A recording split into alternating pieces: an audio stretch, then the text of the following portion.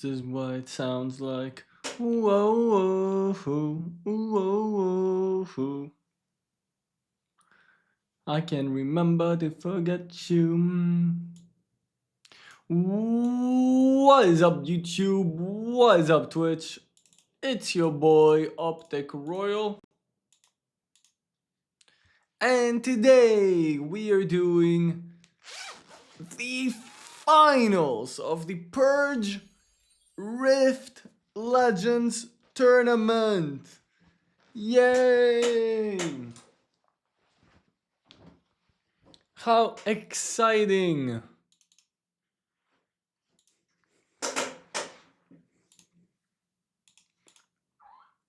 Yo, what is up, YouTube? What is up, Twitch chat? How is everyone doing? Is everyone having a beautiful day? I got so much wild cores.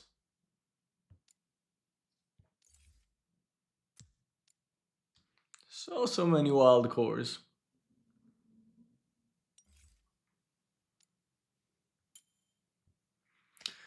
Alright, chat, so hear me out. Today we're gonna have a wonderful game, a wonderful day of watching the highest level gameplay that competitive Wild Rift has to offer. It's gonna be some amazing games. I'm gonna give you guys a lot of really high level insights. We're gonna talk about some high level macro analysis. I'm pretty much gonna be analyzing each game and giving you guys, you know, the best in the business when it comes to talking about high level Wild Rift. Hopefully you guys will be enjoying my analysis. Get some skins. I mean, Riot gives me like 5,000 Wild Rift modes a month to just do whatever with. Maybe I should start gifting you guys, because like, I don't really, like, what skins do I even get? Is there any good skins? I already have all the good skins. Path of Awakening? What's all this, bro? You can't even like, what? You can't even buy the skin no more? The whole Path of Awakening? Alright, so I need to log in for 8 days during the event and then spend 1,100 cores to claim Supervillain Jinx. Then I need to walk the Path of Awakening to earn Awakening points. And then I can obtain the final form. So I need like a work for the skin. You can even get, like, you need to work for the skin.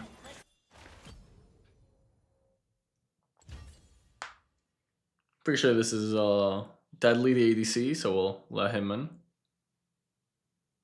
Can we have Hells as another caster? I don't know if he's down to do this. I don't know if he's busy. I'll be down to bring him in though. We haven't really talked about it. It's like kind of a last minute request. Maybe next time I'll include Hells, because we casted before together and it went really well. He's a really good he's really good at casting. Especially when he does like the play-to-play and I can focus a lot on like the analysis too. Kind of ping pong off each other too. It went really well last time we casted together. It was like for some random small tournament.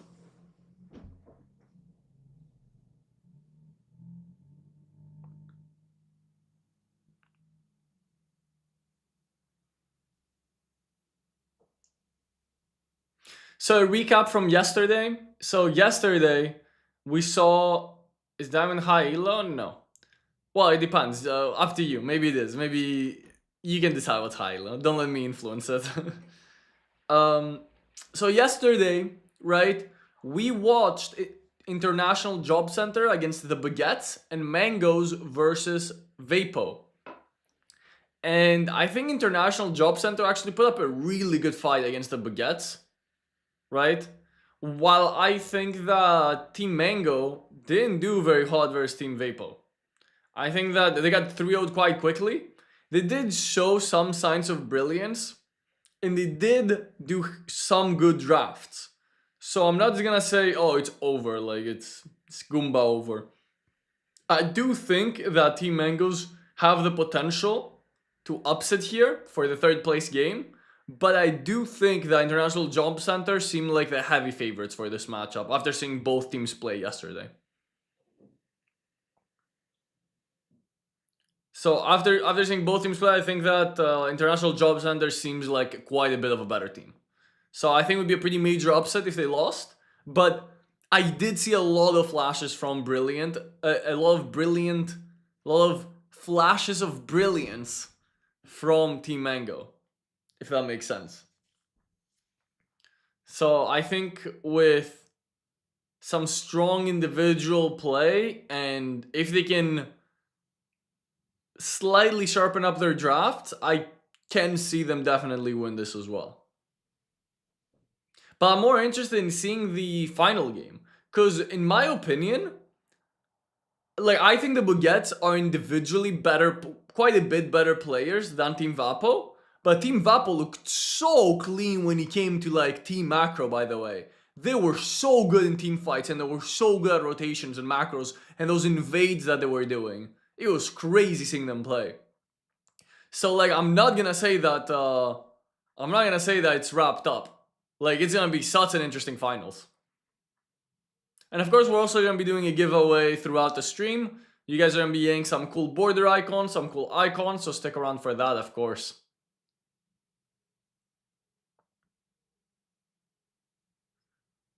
So Team Baguette it's not actually fully French, so they don't have, I think they have like 4 French players. Then Team Vapo I think is all Russians. Team Mango is pretty international, they have people from different nationalities, mostly Europe. I think they have like a couple German, some Spanish. And then International Job Center, I think it's, oh no, actually I think Team Vapo, or no, Mangoes, the Mangoes have 3 Turkish people, and then somebody from Spain, and somebody from Germany. And International Job Center is pretty international. I think they have a couple Turkish people, someone from Italy. So pretty international. I'm International Job Center. So it's not like they're from each country. Like they're all pretty international.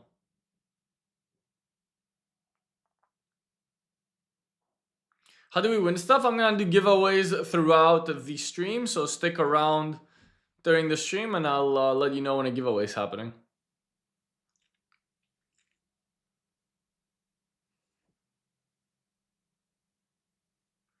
What's up, Harmony? How you doing, Queen?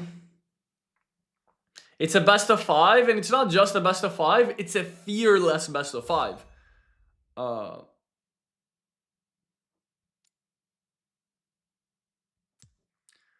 It's a fearless best of 5, which means that there's no... once you pick a champion, they cannot be picked for the rest of the series. When's the next Wild Weekend tournament? Soon. I'm still thinking of the format, by the way. If you guys have format ideas, I would like to do a 2v2, but where do I do a 2v2? Like the ARAM map and you just play until the end?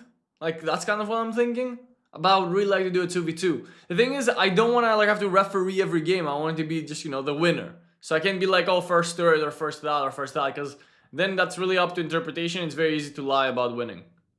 Yo, what's up, Mr. Gosh? How are you doing, King?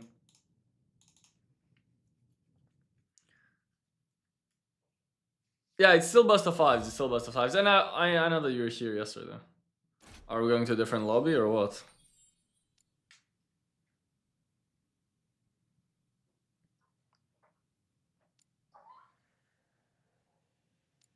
Alright, so we're in a different lobby. Ranked after this? I don't think so, because we're going to be doing this for a few hours. We're doing the 3rd place match right now, and then we're doing the finals in like 2 hours from now. Yo, what's up, Alil? So we'll see. So in the works, we have the Wild Weekends tournament. We're going to be doing that again for NA and EU. And we're also going to be doing a 24-hour Teemo stream soon. So be prepared for that. Do I have a Teemo icon on this account? I need a Teemo icon, don't I? How am I going to do a 24-hour Teemo stream with no Teemo icon?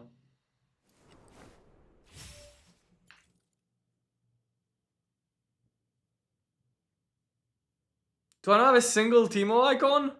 Oh no, chat. How do I get a Teemo icon?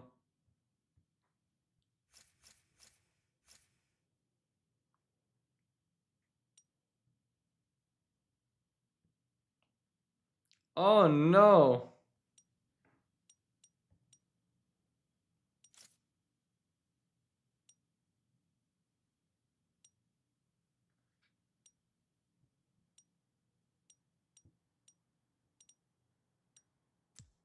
I have Nox kind of sick.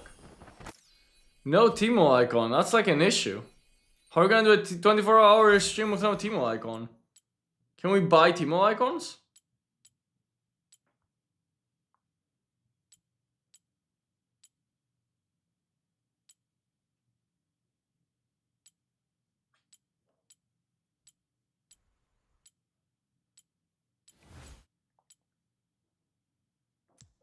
Yeah, we just get it here or what? No.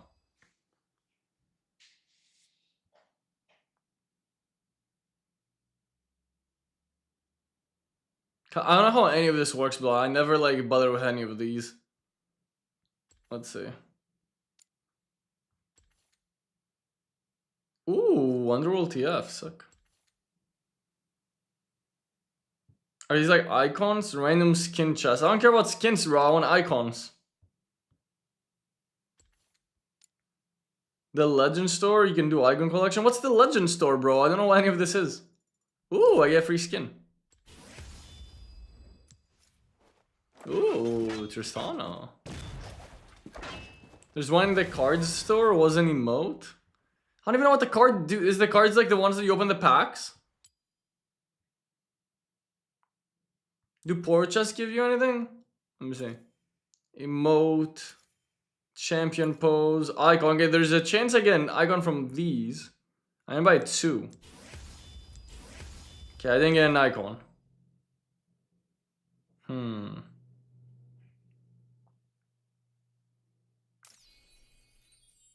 Okay.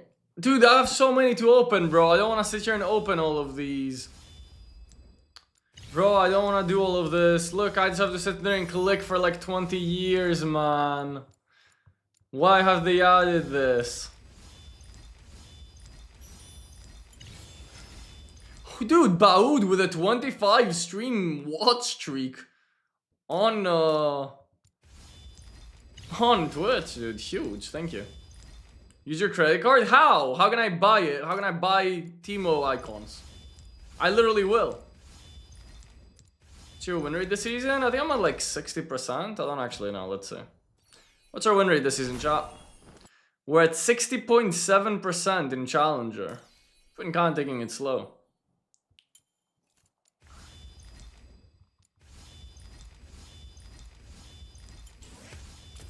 Well, the tournament's supposed to start now. It's supposed to start at 7 p.m. Everyone is in the lobby, so... Okay, there we go. We're starting right now. Okay. Okay, let's lock in. Let's lock in for the tournament, boys. Let's lock in for the tournament. Okay.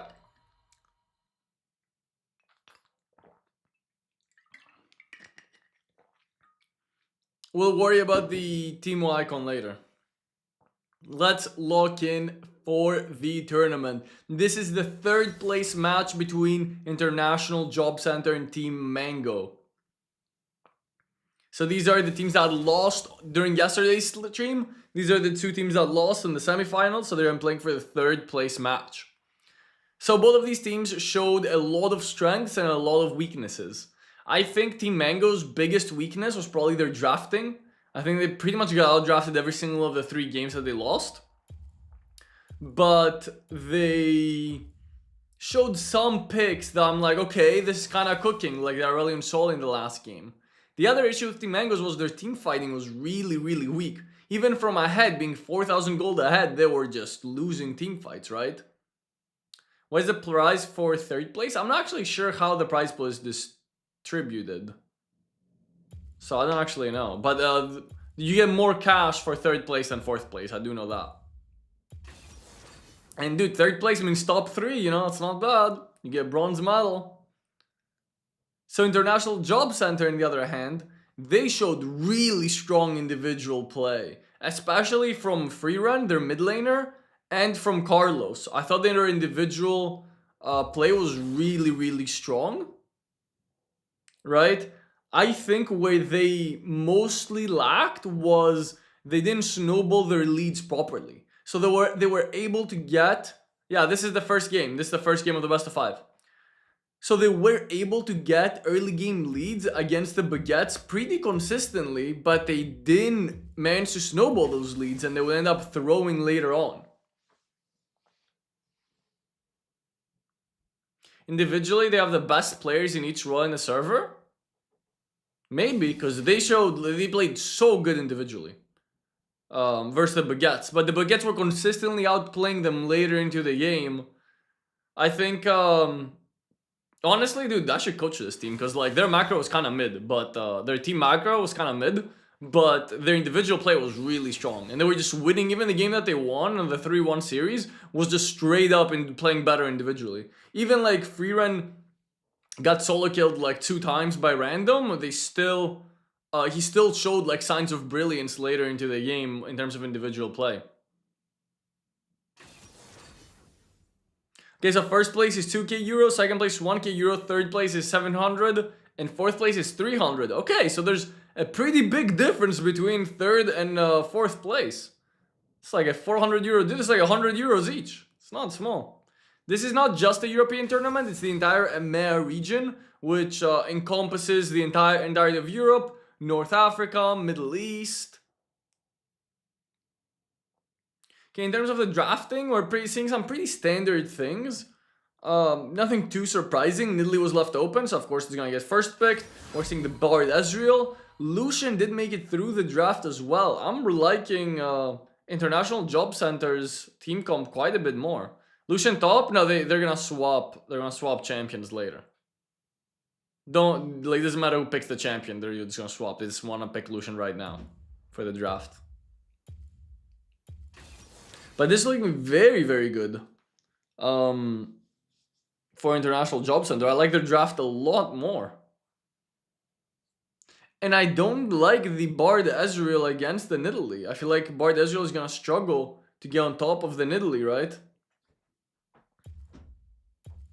Who's your pick on this? I think there's like a 95% chance that International Job Center wins. To be honest. After seeing both teams play yesterday. Like, International Job Center looked very close to the Baguettes in terms of gameplay. Like, I could go either way. But Team Mango looked considerably worse than Team Vapo.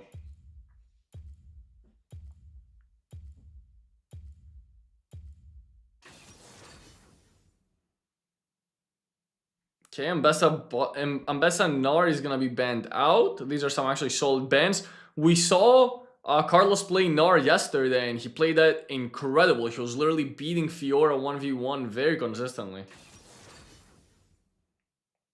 And we're seeing Rumble and Akali banned. So the top lane, the Baron lane champion pool is being pinched hard here for the first game. Obviously, there's still some priority picks open, but with the Fiora gone, the Gwen gone, again, they're gonna take Jax away from the International Job Center. Now there's really not that many great Baron lane picks.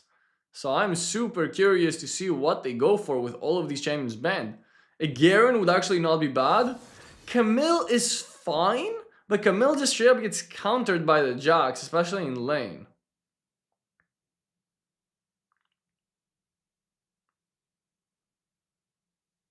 So I'm not sure what the plan here is. Okay, they're gonna take the Renekton. So they're probably hoping to send their Renekton against the Jax and send the Camille against a different, whatever Team Mango picks here, and kind of do a 1-2-1. We saw this a lot yesterday. Ooh, the Ryze. Ryze really good against both the Renekton and the Camille. Very good pick.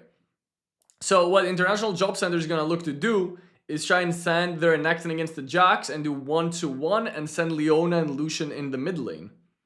Right, while Team Mango is ideally hoping for a Jax versus Camille matchup and then sending the Ryze against the Renekton, and they're probably gonna also end up sending Ezreal and Bard in the mid lane as well, which I think is nice for Team Mangoes because Ezreal and Bard have more mobility, they have better roaming potential and better wave clear, while Lucian and Leona wanna look to fight.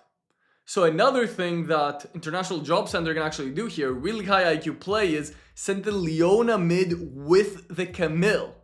And then send Lucian to one of the side lanes. Because Lucian is gonna beat both the Jax and the Ryze, right? And then you have 2 winning side lanes if you wanna send Lucian to a side lane. And then lane mid lane with Leona and Camille. That would be the perfect counterplay, I think. But obviously Lucian will need to be a little careful of the Vi ganks, if that would be the case. But then you can just abandon Renekton to the weak side and you're just completely fine. Ideally, you're gonna get like a Renekton Jax matchup, and then you can send your Lucian against the Ryze. So we'll see what they decide to do in terms of lane matchups. Are there grubs in Legendary? No. Legendary is not the same as normal ranked. There was the Enchanted Piggy last season, but they got rid of that.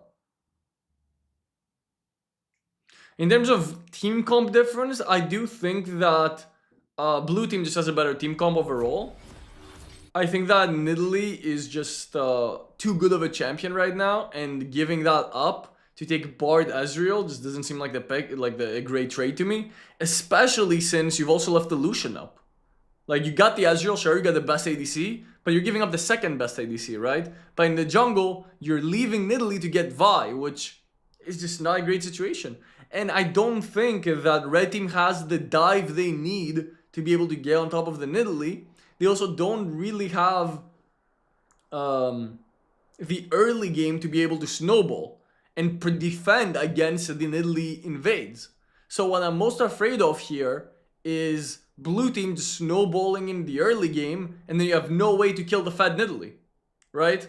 And yes, you do outscale later into the game with the Ryze, but are you ever gonna get to that Jimmy late game with Ryze and win those team fights?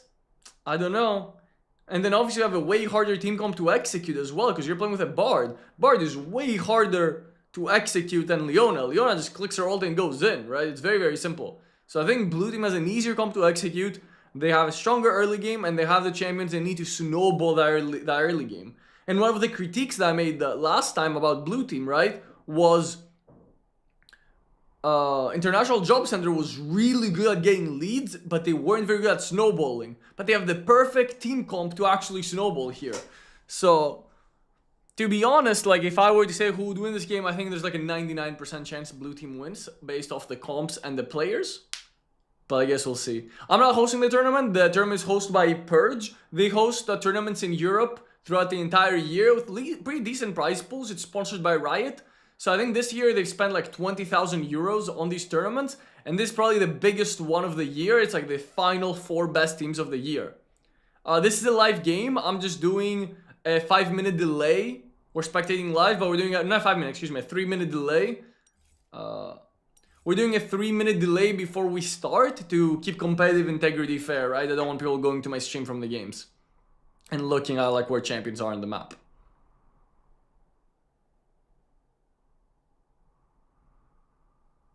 I think we're good to go.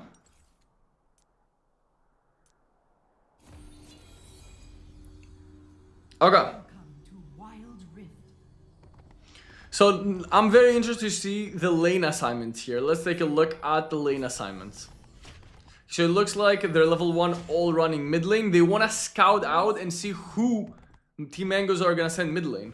Okay, they're immediately spotted, but they see the Ezreal Bard. They know that the Ezreal Bard is here, so they're going to assume the Ezreal Bard is mid lane. So Camille is actually going to go top, and they're going to keep their Lucian with the Leona mid.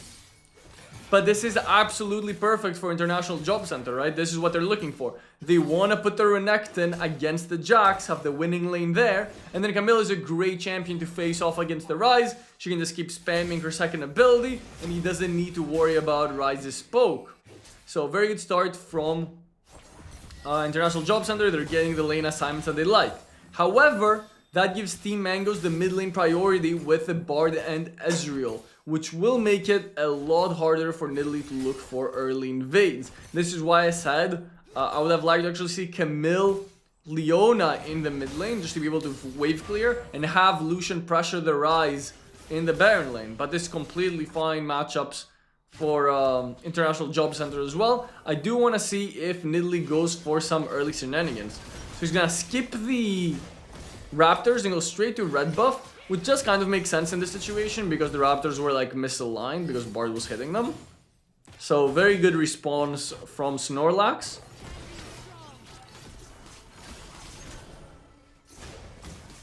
Vice is doing a typical full clear. She's gonna do 6 camps, and let's see what happens with the Skull Crabs. It looks like it will likely be a trade. Nidalee does get spotted on the ward. Leona is gonna check and defend this dive. A very good rotation from the Leona to make sure that no dive is happening here. Leaves Lucian alone to farm mid.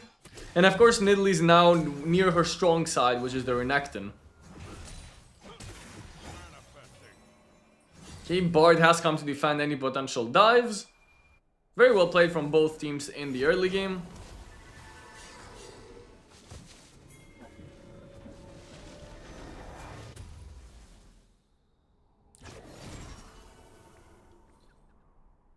There's a small CS lead from blue team. They have a 300 gold lead, mostly in the form of mid lane.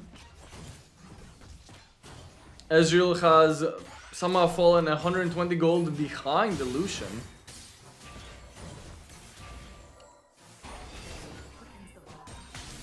Okay, so they've swapped out and they've sent the Camille bot lane so they can look to punish the Ryze, and they have 3 champions committing here. Ryze is gonna be forced to ult out, but he's gonna miss all these minions. Bard is coming to help, but it's too little too late. Okay, they're not gonna commit to the dive because they don't know where Vi is. They don't have vision of the Vi. So they're not gonna commit to the dive. So Ryze is gonna mostly farm those minions, but not gonna be able to get all of them.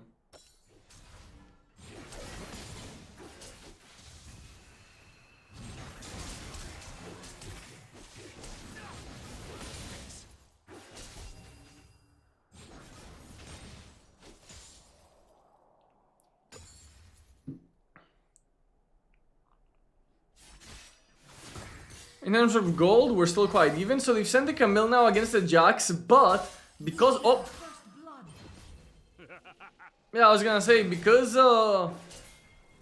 Camille was able to get more XP early game, she has more XP than the Jax, so it makes the lane a little easier. And they're sending the Renekton to try and punish the Ryze matchup, which he did a great job at.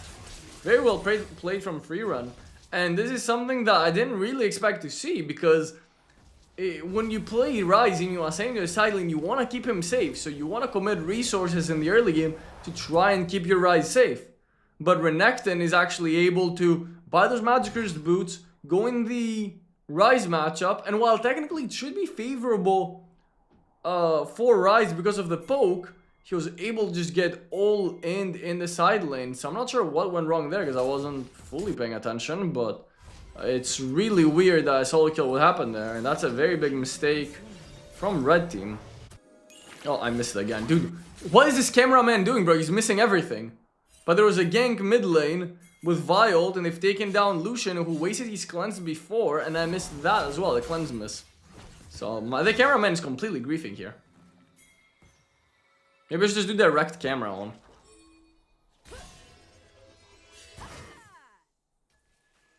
Complete grief from the cameraman, by the way. Okay, so we are 1-1. Looking at the gold, Ezreal has a sizable lead. This is Deadly, by the way, one of our viewers. So he knows what he's doing. He's a royal viewer. And Renekton has over 1,000 gold on the Ryze matchup. And the crazy thing is, Nidalee Renekton is a super busted combo because Renekton can do the point and click stun into the Nidalee spear, right?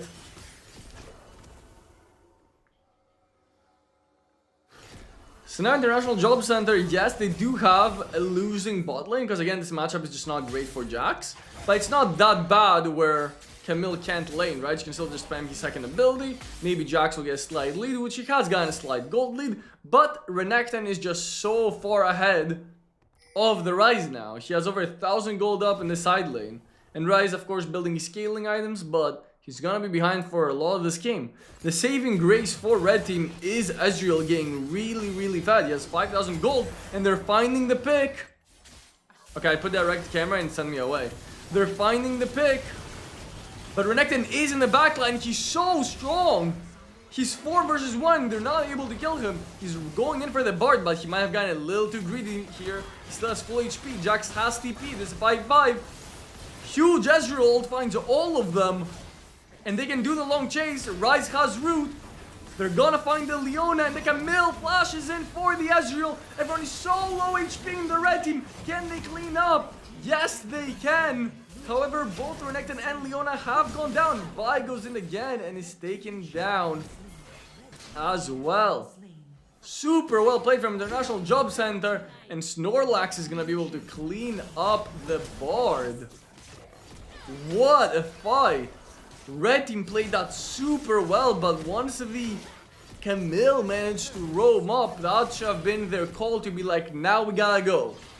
Now we gotta leave. We can't play this out. We will need to leave. But they didn't. They just stayed for a little too long and they got punished. Even though they did a good turnaround in the team fight, after Camille was there, they had to back off, and they will also lose the enchanted ensemble. So now Camille with those 2 kills, while he was behind on the Jax, but now he's 1,300 gold up on the Jax.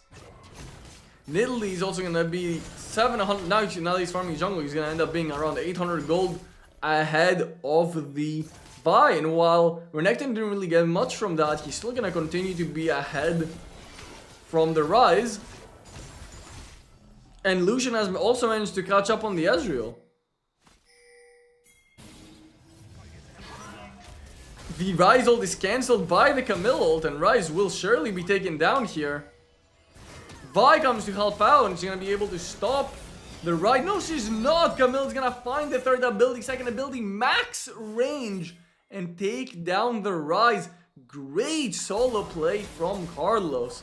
And now they have a 4k gold lead, which is extremely dangerous when you have such a strong snowball team with a Lucian, a Camille, a Renekton, and a Nidalee, and a Leona. Renekton with a flank finds the Ezreal straight in the spear, and that's exactly the combo that we're talking about. The point and click stun. Oh, Lucian getting caught. He has the cleanse for the ignite. Should have cleansed the stun low key. That was very greedy. Leona flashes in with the stun. Camille is going in on the backline. He doesn't have ulti, but they're able to find everyone. Ryze does not have flash. The Camille ulti does come up.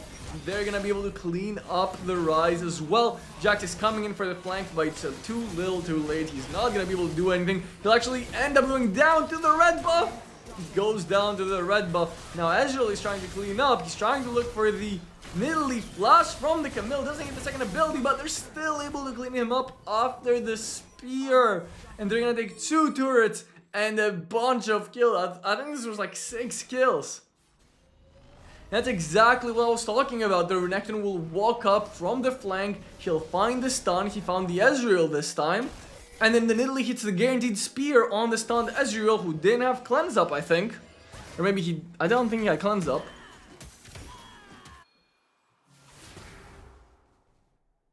Yeah, he definitely didn't have cleanse up. He used earlier on the Leona. And they're gonna be able to just find the guaranteed spear and start a snowball from there. And red team tried to look for more instead of just backing off and giving up the turret. And they're gonna get punished for that.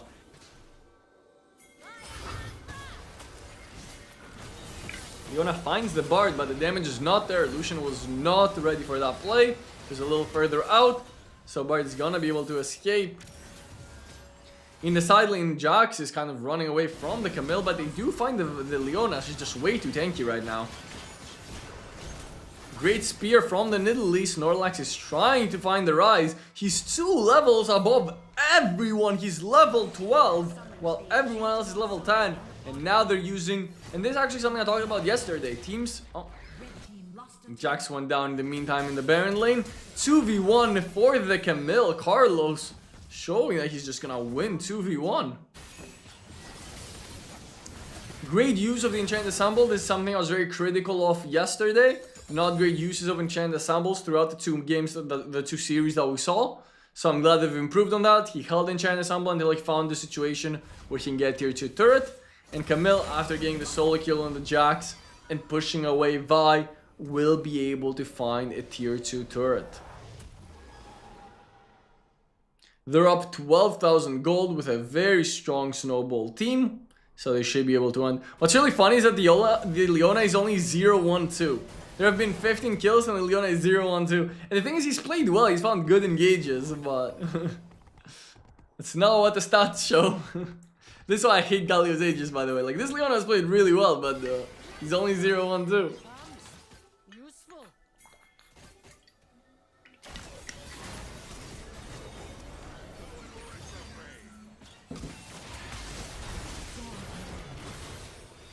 We find another pick, and this should lead to Baron. Would you mind moving so we can see the players? Here, I'm gonna move a bit. It's Snorlax and me like Solo Bolo. There you go. But when I have the game centered. Yeah, looks like Nidalee gonna just solo the Baron while the rest of the team just pressures. Oh, he's gonna great stasis from the Bard, and now Lucian is called out. But he's, oh my god, when Ezreal ult, he finds the Lucian, and these are the shutdowns they're looking for. Really good ultimate from the Bard. The Renekton goes in by stanking turret. They're gonna be able to take down the Renekton and the Leona. This is a huge overextension from International Job Center. You're gonna be able to find the Leona. Good stun from the Camille, and Ryze is ulting behind with a flank. Can he find the Nidalee? He finds the root. Nidalee flashes out.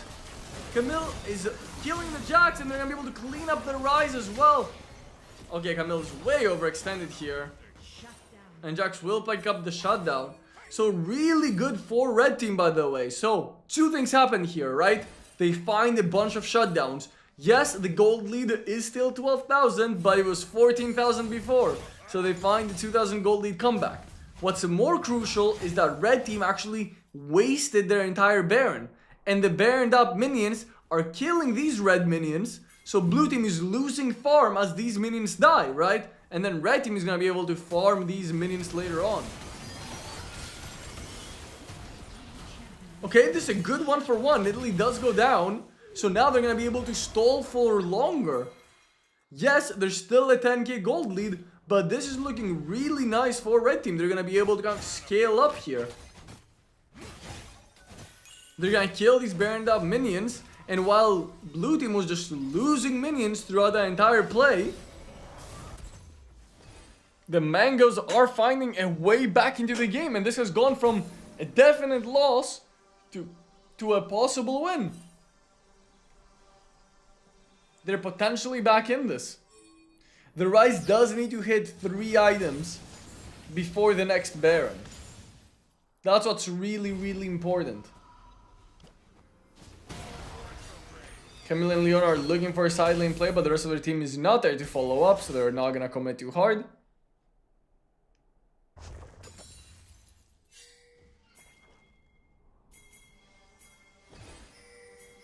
YouTube didn't even send me a notification when you're live? L YouTube. If you want to make sure that you always catch my lives, you can also join Discord. I have Discord notifications in there as well. And you can also want to upload videos.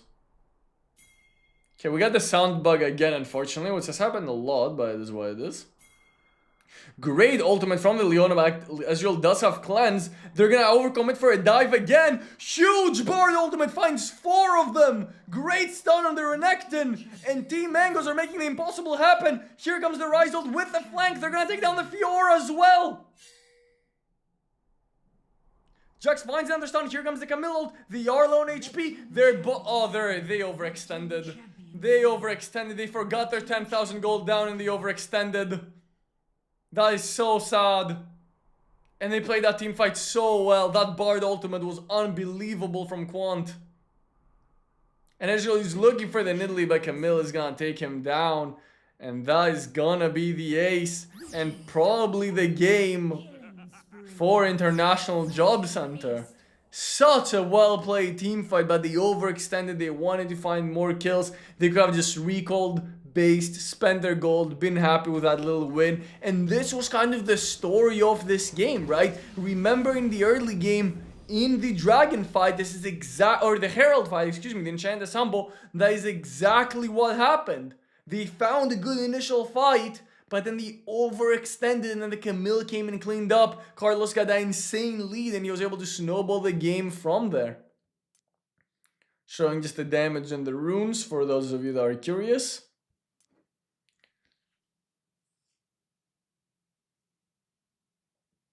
Very well played from International Job Center, but honestly, Team Mangoes played really good too. It was a few mistakes that snowballed this game. They could have definitely won it if a few things went their way.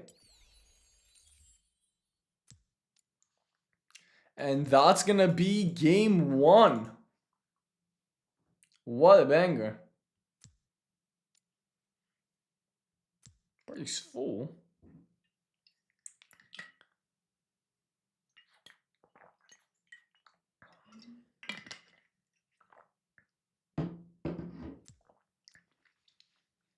Well, I guess I'm not allowed in or what?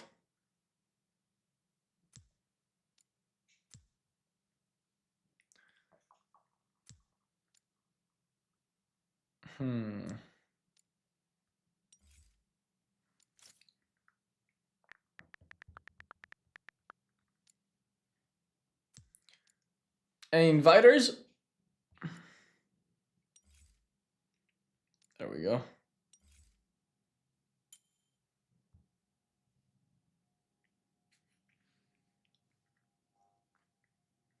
Carlos, one of the best top laners. I mean, he smashed this game. He played really good last series too. It was it's kind of sad. Yeah, for those of you that have just joined us, this is the third place match. It's a best of 5, and it's a fearless best of 5, meaning that the 10 champions that were played in game 1 cannot be played in the next games.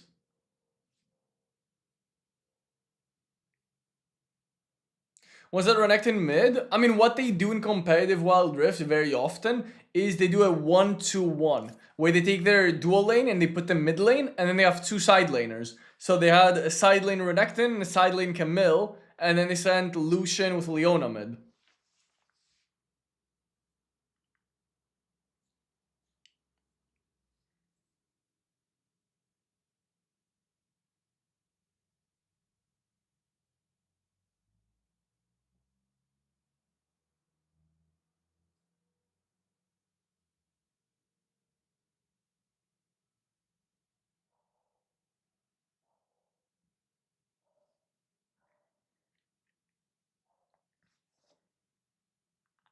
I wish we had more internationals, man. I do want to see like the best NA team versus the best EU team. That would be so fun.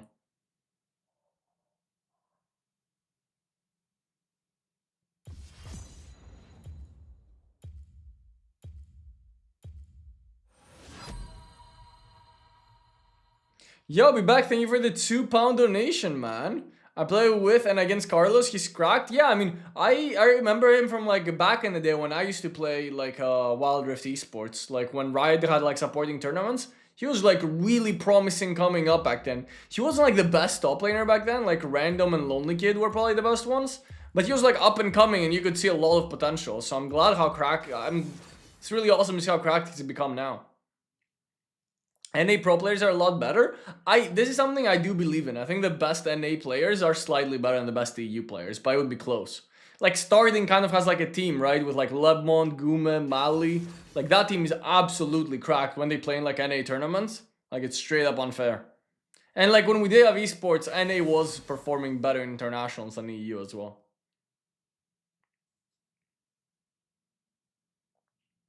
Okay, let's see how the draft is gonna shape it up. So keep in mind, this is fearless draft, right? That means that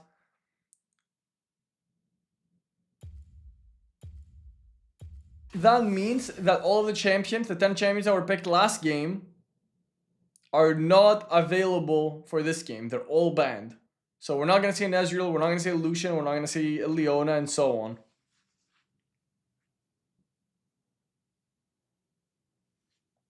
There's still Wild Rift Esports. I just subscribed. So there's no like Riot official Wild Rift Esports, but we do have tournament organizers like the Purge that get a prize pool from Riot, and they organize tournament series.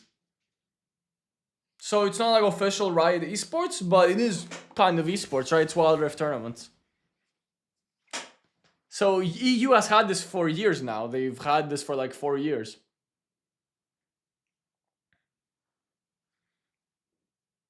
And I have covered some things in the past in my YouTube channel, but I wanted to cover this tournament to see if there's like a lot of interest. And if you guys love this type of content, I'll continue doing it next year, right?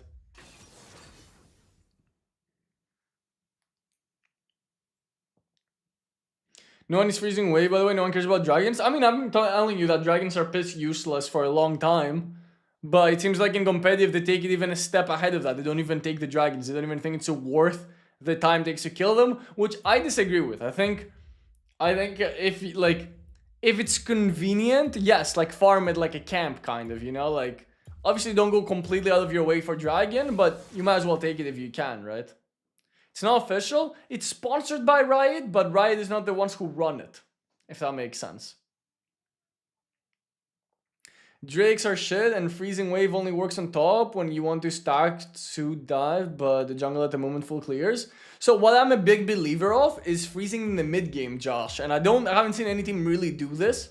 Like when you're ahead and you can get a freeze in one lane, why wouldn't you? You're just denying a whole lane of minions. I think that's a very underrated concept that haven't really seen in this tournament at all. But yeah, with dragons I do agree with you, but I think like the stats are not completely terrible, right? If it's on your way, like I saw like your team, I think it was your team yesterday, that you guys were all waiting around dragon for around like 10 seconds. And it's like all 5 of you just waiting around the elemental dragon. I think you were like contesting vision or something. I wasn't sure what you were doing. But you got the stake in the dragon. Like, I mean, you might as well, right? Obviously, it's not turbo OP, but you might as well take it. And there's many opportunities that teams could have easily gotten Sol as well. The only team that I saw actually go for dragons was Team Vapo. They went for a lot of dragons. But they were kind of just farming as like another camp. They weren't like prioritizing taking dragons by any means. But if there's nothing else to do, instead of like trying to force some play or like trying to get some poke damage, they would just go and pick up the dragon.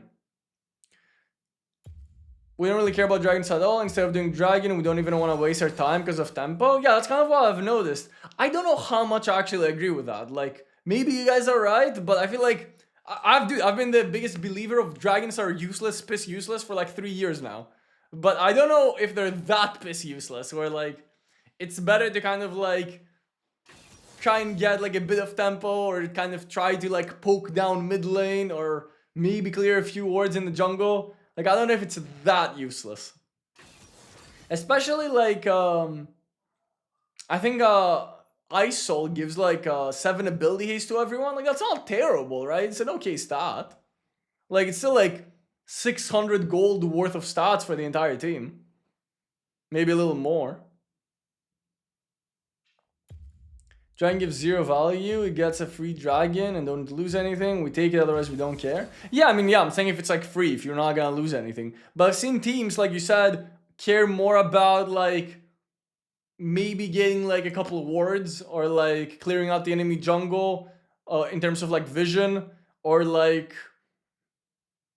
literally just walk around a lot of the time, you know, like not do anything. I'm sure they're like looking for a play or something, but a lot of times things do nothing and they don't even get the dragon. But Sol is OP? No, Sol is not OP. It's alright, but it's nowhere near as strong as like Baron or Eldra, I think. And like to get dragon, you have to get all 3 of them, so like like to get Sol, you're committing a lot. I would take a wave over dragon. Okay, you guys just okay, I see. You guys absolutely just disregard dragons then. You know, that's fair. I don't know if I agree with that, because you're still gonna get the wave. Okay, let's look at the draft, because I haven't been focusing on the draft. I'm yapping about dragons. No,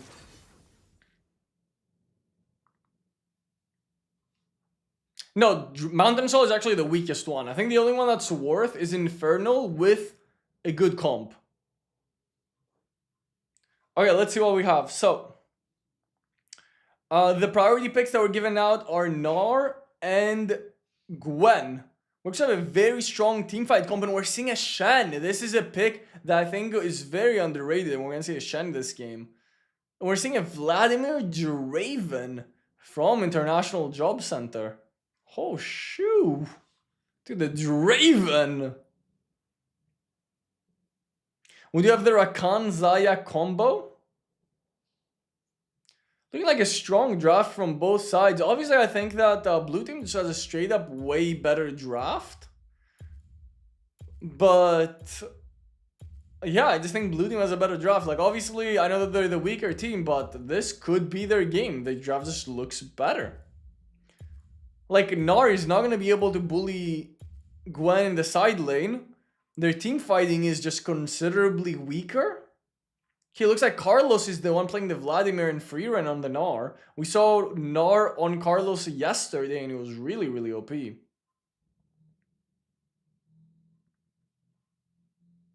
Are you excited for the new patch of the new year? I mean, I haven't seen much about it yet, but obviously, all the gameplay changes that Wild Rift makes are really good.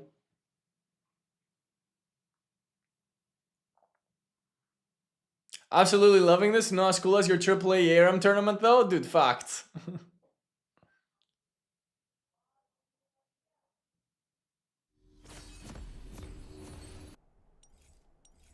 Okay, so let's break down the team comps here and what we're expecting. Again, we have to do a small delay for competitive integrity purposes. They will use Draven prior to invade 24/7 is what Josh thinks.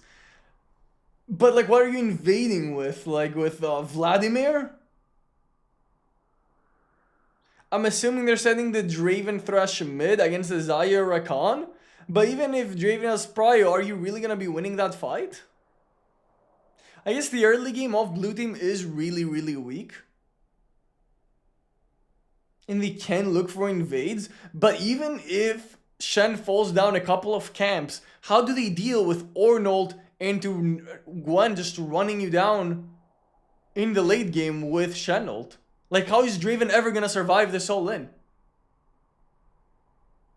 I generally don't see how Draven's gonna survive the all in mid to late game. I feel like it's gonna be really up to Vladimir to be able to do that AoE damage and take over team fights with like a good Gnar ult. But Draven needs to play like absolutely perfect to survive this game. Because he's gonna get Ornhorned, which they don't really have a reliable way to block. I really want to see how Thresh utilizes the Lantern as well, because that's pretty much all of Draven's mobility this game. And if they can peel for him, but I feel like Draven's gonna be such an easy kill versus this team comp. And once Draven goes down, your damage is really low on this team. Like, you have the Gnar, which I guess he's gonna be mega for fights, so not a huge amount of damage there. The Vladimir is the only one that can do a lot of AoE damage, but again, Xayah has ultimate, Ornn and Shen are tanks, so Vladimir doesn't really do good damage against tanks, and Gwen does have her second ability. So I'm struggling to see how they're going to be able to win in the late game. Now, if Draven can get a huge lead in the early game, that obviously will change things, but even if Jarvan gets some early invades, and yes, they might lose a couple buffs in the early game, I don't think like a 1000 gold lead is going to be enough here. I do want to see what the lane assignments look like. I'm expecting the Draven with a Thresh to go mid, so they can have the priority, like Josh said in the chat, to try and look for invades. Vladimir is obviously going to be quite weak in the early game. He's probably hoping to go against the Gwen, so they both just AFK scale, and then Gnar can kind of punish the Ornn in the other side lane. Blue team is too beefy? That's what I'm thinking too. Like, the main carries from red side are Vladimir and Draven, who are both really bad at killing tanks. They're both really bad at killing tanks. Gnar is the only decent tank killer, but like mini Gnar is not gonna do shit. Yeah, we know the game is paused. We paused for a couple minutes, I think 3 minutes in the beginning of the game for competitive integrity purposes. So people don't go into the stream and get like an advantage by looking at my stream. Obviously, I don't think any of the players would do that, but just, you know, as a courtesy to make sure and, you know, keep up the competitive integrity. Okay, we're already 3 minutes. Okay, we can actually speed up a bit because I was like AFK and it's already been 3 minutes. Okay. Okay, let's see it. So, the Vladimir does go mid lane, and they're sending the Draven Thresh in a side lane. Gnar and Gwen plus Rakan can kill a Draven easy, but yes, Red will get a lead. Yeah, they need to get a lead. If Red team does not get a lead early, they're in big trouble. Okay, so they're gonna send their Draven and Thresh in the Baron lane to try and get early plates. They've already taken one plate, which is very nice. But in the meantime, Xayah and Rakan are taking the opportunity to punish Jarvan and take what looks to be the Raptors. Oh, he steals it! The Vladimir steals it! That's really big. Well played from the Vladimir. He might not be a lot of gold, but the XP advantage is definitely gonna come in there. The Gwen is against the Gnar, but she does have Ghost and Barrier, crucially, while Freeren is running the teleport. So he's gonna have a lot less dueling power in the side lane. The junglers are both doing a normal full clear. Obviously, Jarvan is going to be slightly behind because his Raptors have been taken. Ornn is desperately trying to survive his 2v1. And it looks like Rakan and Xayah are roaming in the top lane to catch this wave. Draven's probably not going to be able to take this plate. But no one is mid lane. Ornn is trying to base and TP mid lane. But they're all gonna roam up, and this looks to be a 4-man dive. Shen does not have ulti yet. This is the perfect time to do this dive. The Threshold crucially misses, but the Ornn TP actually goes in the Baron lane. And now Draven is called out. He takes the Lantern, is able to survive, but they're missing minions mid. XP is being lost mid. And now they're actually kind of overextending. The Vladimir has come as well. This is a 4v3, but not a lot of HP on red team. She finds the feathers. And Xayah does go down. Vladimir does get his ulti, but the Shen ult comes in, but it's too late. The Ornn does go down. In the meantime, Carlos was able to survive, die to the dive, but he was able to find the Gwen as well. So he trades 1-for-1 on this side of the map. And this is again the exact same trend that we saw last game. The Mangoes will make a really good play. They will react well to what International Job Center is doing, but they overextend. And it's another overextension. They're gonna waste flash ulti from Rakan and not be able to find anything. No TP on the Gnar, but the Jarvan is roaming down. Thresh is definitely called out here with too little HP. Jarvan is not going to be able to find the Rakan. He flash ults for him, and he does find him. And here comes the Ornn Horn dive on the Draven. Very greedy from International Job Center to stay there. And they do get punished for it. But it's again the same story as last game, right? Oh yeah, Carlos, I keep thinking that Carlos is the Gnar. No, Freeren is the Gnar. Carlos is the Vladimir. So, when it's all said and done, Ornn does... Okay, an all-in? He does hold the Ghost, and he'll be able to find him. Despite the flash, Faker Apple is finding the solo kill on the Gnar, which is massive. You really don't want this Gwen to be ahead, because you don't have a reliable way to kill her later on as well.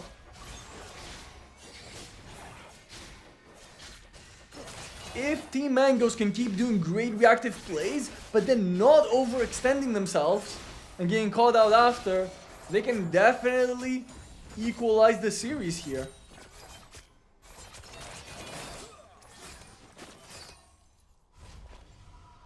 And looking at the gold, 3,200 on the Gwen. He's even with the Gnar. He has unfortunately missed quite a bit of minions because he didn't have TP.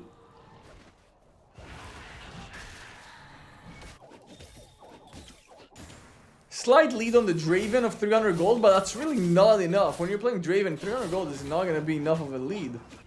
And everyone else is pretty much even. And again, like we said, red team they need to have a lead this game. And I don't know if a 1,000 gold lead is gonna be enough. Rakan is finding the engagement. Here comes the taunt. Thresh is chain CC'd and he does get taken down after wasting his flash. Very good CC chain from the Rakan and the Shen and the Xayah. Rakan first went in with his ult, then the feathers, then... Oh, and another solo kill from Faker Appa against Freeren.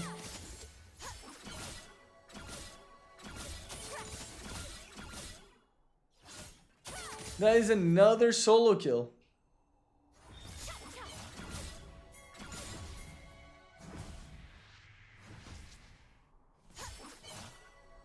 this Gwen is gonna be a big issue. He now has a 500 gold lead, and it's not just the gold, right? It's the EXP. He's half a level up on the Gnar.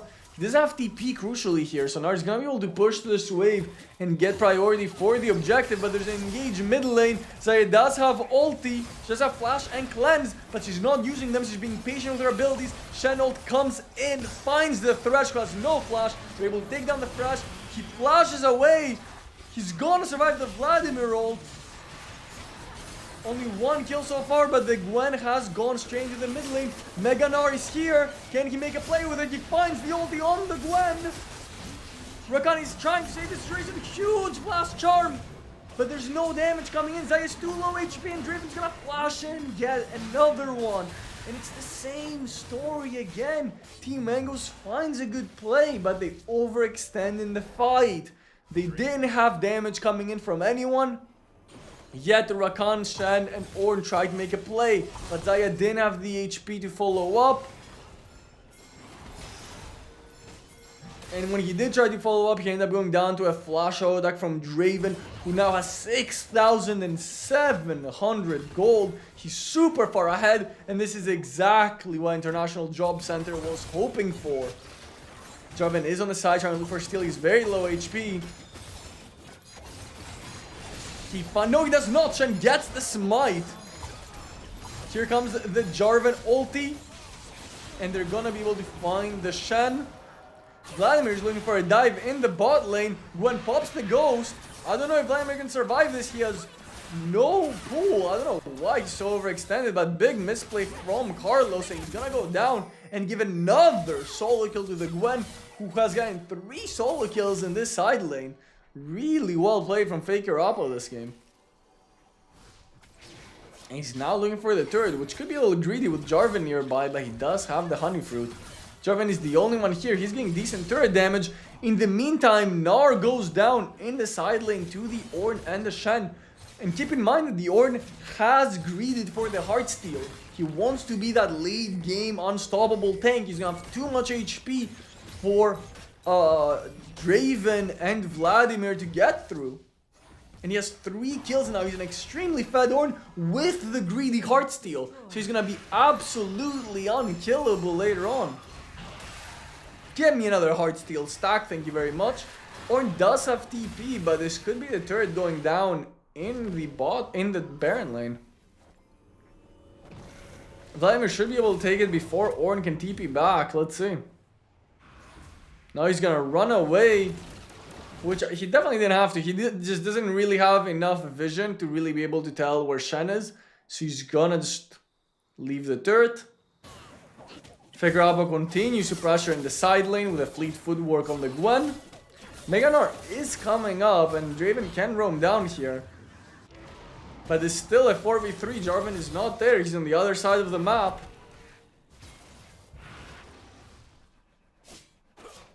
Jarvan is looking for a play here, but I just don't know if they have the damage to kill this Ornn. Finds the knockup. Here comes the Shen ulti. The Jarvan is taken down, and yeah, they just don't have the damage for this Ornn. Big miscalculation from International Job Center.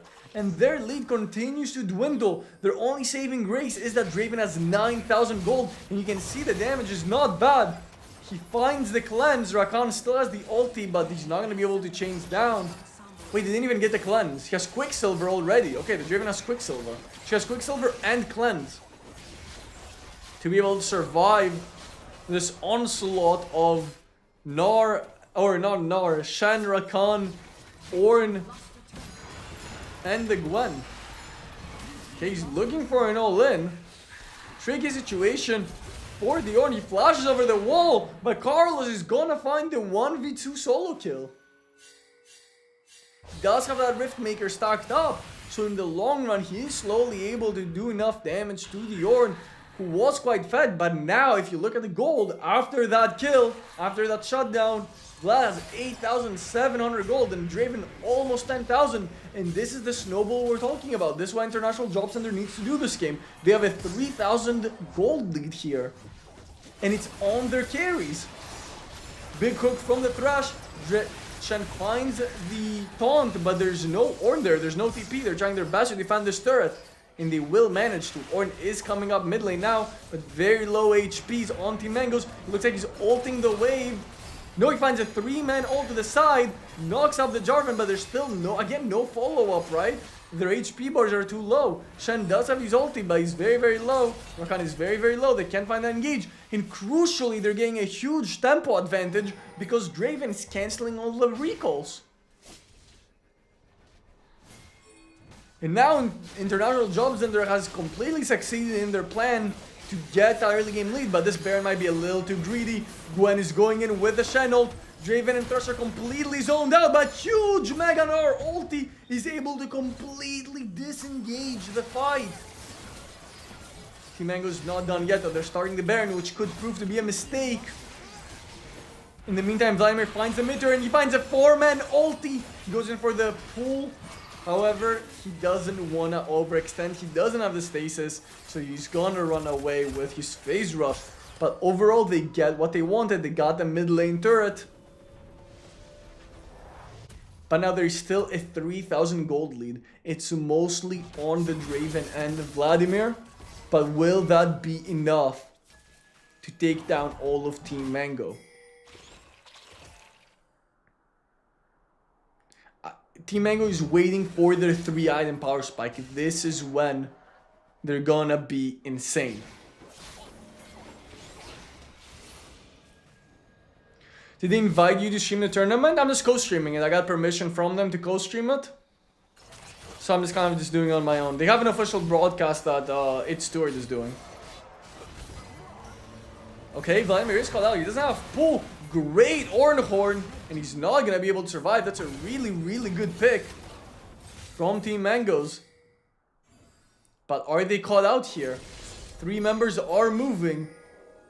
Ornn will be able to find the base, but Shen will be caught out here. If they slow kill the Shen here, they could look for the Baron after, but Team Mangoes are getting ahead of them by immediately starting the Baron. Shen is wasting a lot of time here. Jarvan has already rotated though, there's no smite on Team Mangoes. Shen is dead with no smite.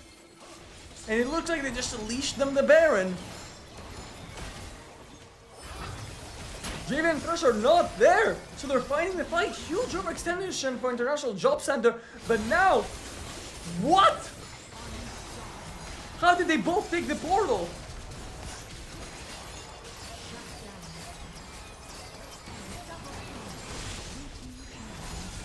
They're gonna go, they're all gonna get absolutely, what? What? Is that Thresh Lantern?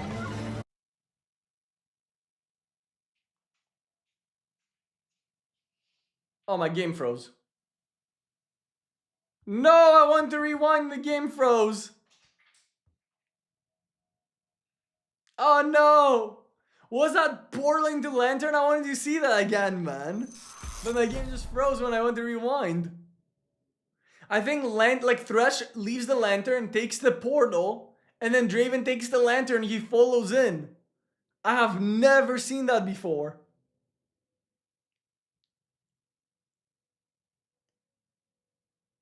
That is crazy.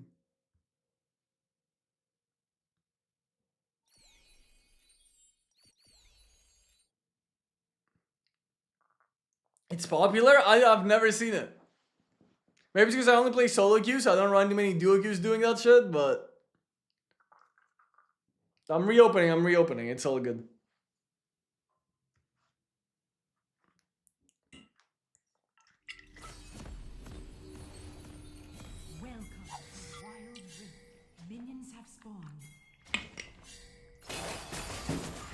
We're gonna get a small recap of what happened so far, I guess.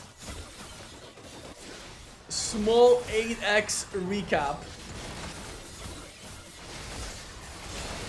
So at the early game dive, and again, you can see the overextension from blue team, and this is just, it's always the same story with Team Mangoes. They play very, very well, but they always greed for a little more. They always greed for a little more.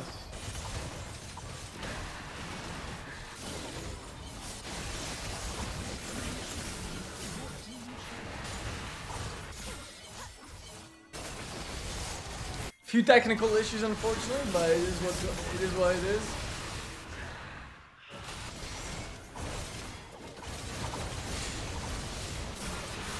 Don't about delay. I mean, I think the game might even be over. We took so long. We might have even leaked the game result here.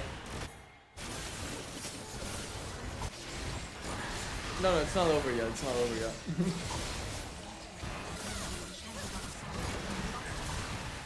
Okay, so we've seen all of this, right? Now I'm just gonna take us to like almost where we were, right? Or I'm gonna take us further than where we were. Okay, so this was the fight. Was this the fight? Okay, now they do it. Now they do the trick. Okay, so Thresh, Lantern, they both go. That is insane. And then they're recalled. Okay, this is what we missed. But let's speed up, like kind of catch up to where we're at. Unfortunately, technical difficulties. Okay, red team just cleaned them up. They didn't have too big of a lead. They just have an 8k gold lead now. And this is exactly what we're talking about. This is like what we needed not to happen. They just won a team fight. They didn't end here. And then they just end with like a 10k gold lead.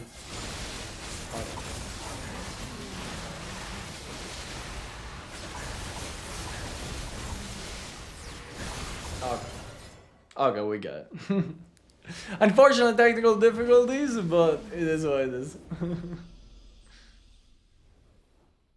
It's Scooby-Dooby-Doo be that way sometimes, chat.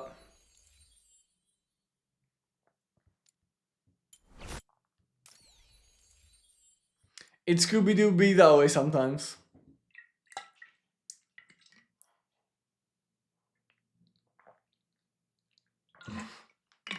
Fastest game ever? Come on. Come on.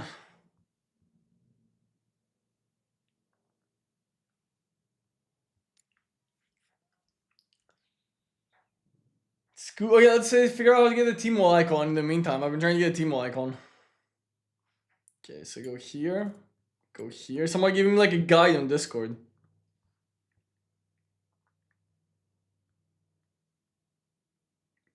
Okay.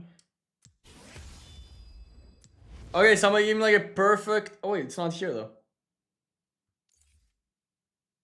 Oh no, it is here. This is an icon though.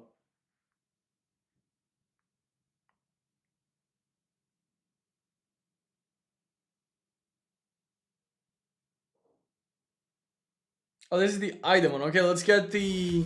Okay, we got that. There should be an icon one too. Okay, there we go. There's the icon one. And there's a Teemo one. Okay, perfect. Perfect. Okay, we're good. We're good. We're locked in for the 24-hour Teemo stream, by the way. We're locked in for it.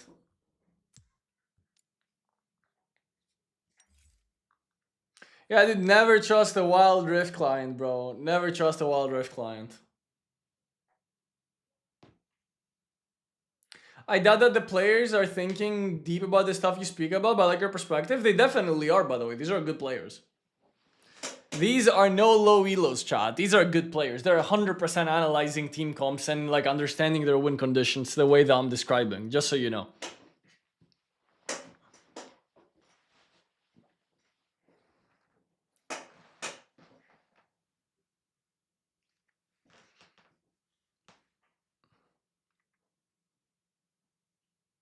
Captain Teemo on duty.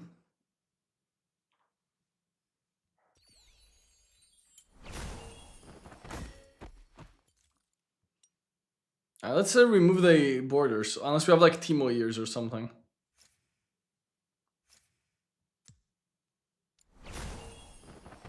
Okay, now we need to... Wait.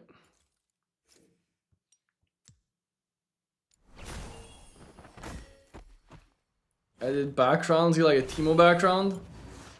It's like little devil.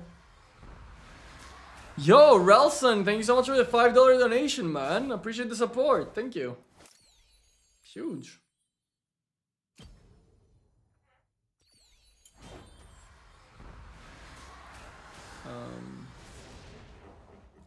Challenger 4 times? Oh yeah, I guess Sovereign didn't even exist back then. In like the early seasons.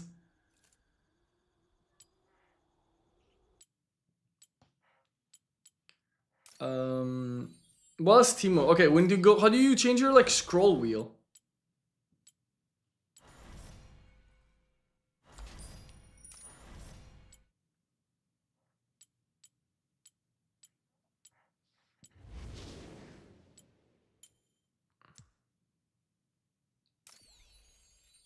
Does anyone know how to change your like scroll wheel? Oh, there we go. Okay.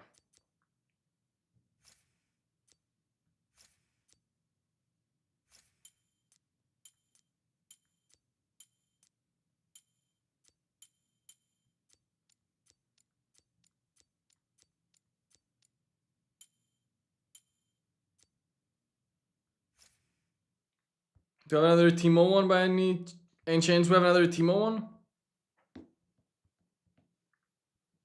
No, okay. Okay, we're Timo locked in. We're like Timo'd up, Timo maxing. Royal is child peaker in EU, never hit Sovereign? Dude, this, when I play in EU, Sovereign didn't exist. Come on, man. You want to be with yours? No, the game will start right away. We don't have time.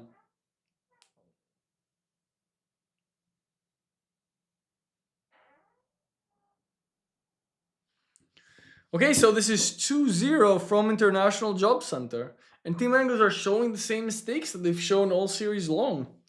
This is definitely something for them to improve on going into future games. Alright, shout out to TJ for showing me how to get the Timo stuff. Thank you, King.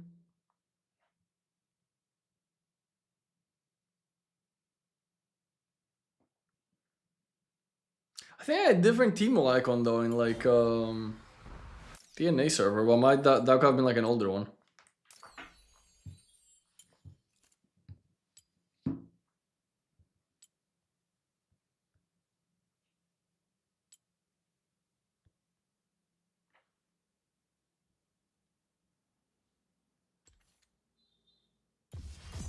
Alright, let's get in.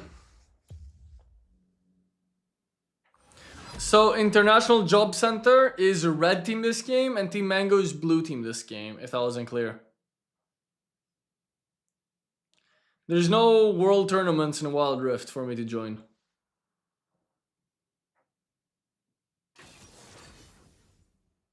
Yeah, no one really does Dragons competitive. I mean, you guys know, I've told you in all my videos, in pretty much everything I do, how useless Dragons actually are. But in competitive, they take it a step further and they don't even take the Dragons.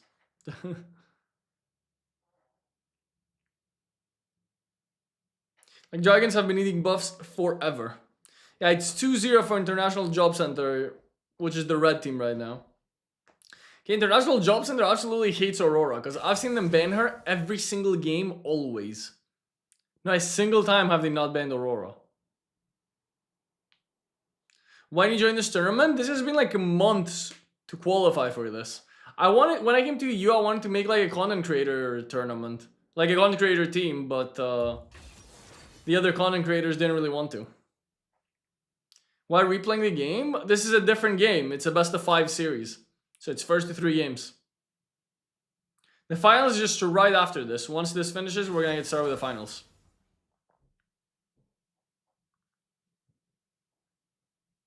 How can I get into this tournament? I should probably link the Discord. I linked it yesterday, I didn't link it today.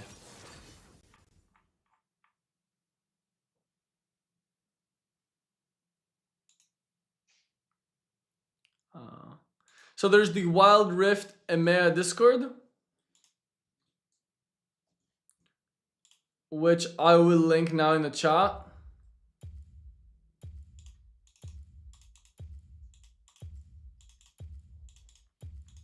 And there you have all the information you need for EU Wild Rift tournaments. Okay, so we're gonna see the Rumble being picked up. Obviously, since it was left open, Rumble is one of the best Baron laners. Keep in mind that this is fearless, so all of the champions that we've seen so far picked can no longer be picked. The Akali is still open, so they're just trying to pick up whatever priority pick they can. For NA, there's no tournaments for NA right now. But I heard some things about next year. So I'll keep you guys updated. But currently only EU has like tournaments, like Riot sponsored tournaments, like decent prize pools. There's still some community tournaments that happen in NA. Like I try to do some, and I'll continue doing some, but yeah. They don't need to add another Drake, they just need to buff the current ones. Make Drake like an objective worth taking. I think Soul is alright, it's just the individual dragons are too weak.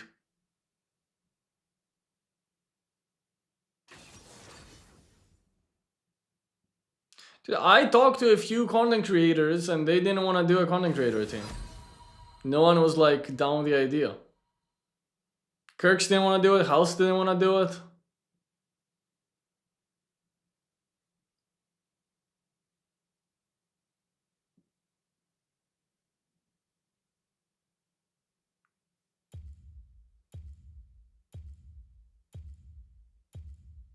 And Chain Assembly is way better than Dragon.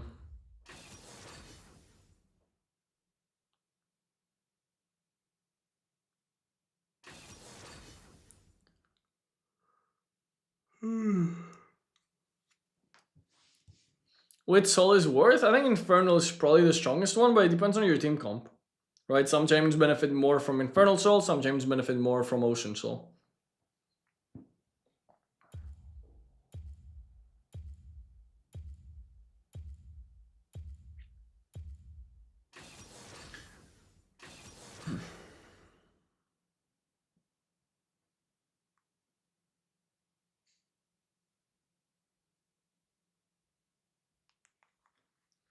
So we have Hecarim and Seraphine. Seraphine is really interesting here. We haven't really seen Seraphine competitive in a long time.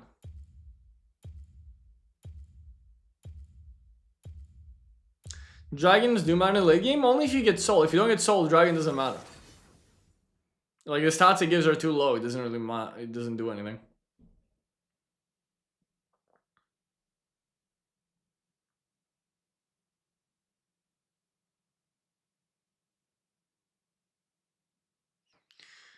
I don't know what's going on with the red team comp. I'm assuming that they're probably doing like Seraphine Morgana mid lane to have like permanent prio.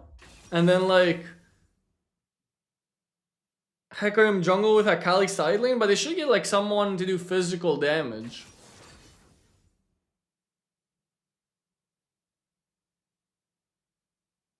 It's not, they're just doing a no ADC team comp with double mages, which is fine, it's not terrible. They're gonna send Seraphine Morgana mid lane to constantly have priority, and then they're gonna try and get Hecarim as fast as possible, and then Hecarim's gonna 1v9. We actually see the Nunu support from the blue team. Darius makes a lot of sense here too.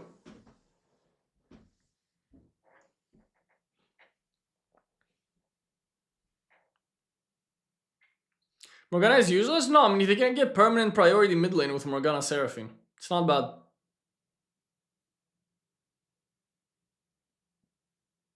I actually think that red team has a better team comp here.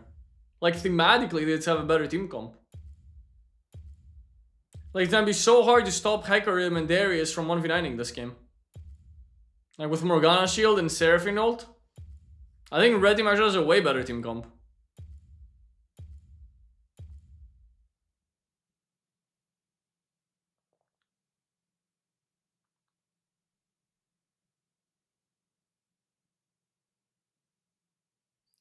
I don't know what Rune will be doing here. Me neither, to be honest. I don't know what Riven will be doing here either.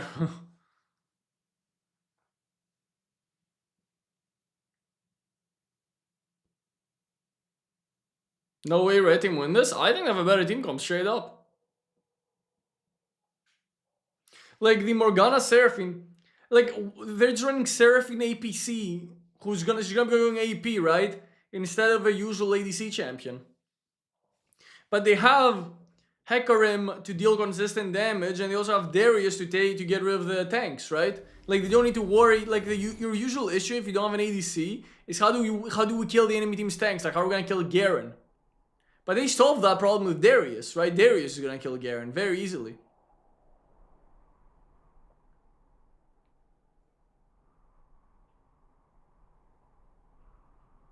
So, in terms of lane assignments, I would like to see International Job Center try to send Darius against the Garen and the Akali against the Rumble. Obviously, Mango really want the opposite because Rumble has a really good matchup into the Garen, and into the Darius, and Garen has a really good matchup into the Akali.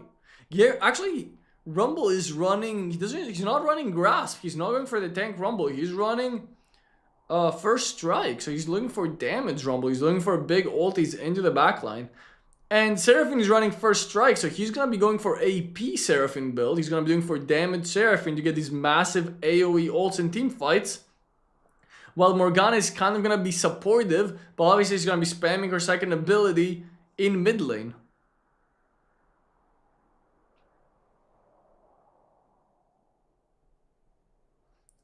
And Carlos, the problem was that yesterday when Carlos picked Darius, it was a really bad game for Darius. It didn't make any sense. But this is a good game for Darius. This is a good Darius game. And Quant with the Nunu support, I don't know what bro is cooking here, but I don't know what Nunu support is doing this game. This is not like, I'm not against Nunu support, but this is not a game for Nunu support. Rumble late game is GG, but what are they gonna do late game against Seraphine? Who's ever killing Seraphine? It's not possible, by the way.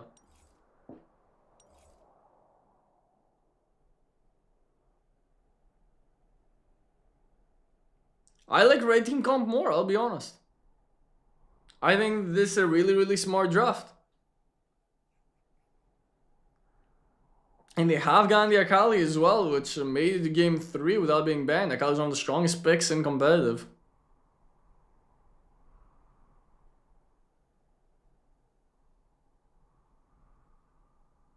I'm not saying that Quant is not good, I'm saying that the Nunu as a pick here is bad.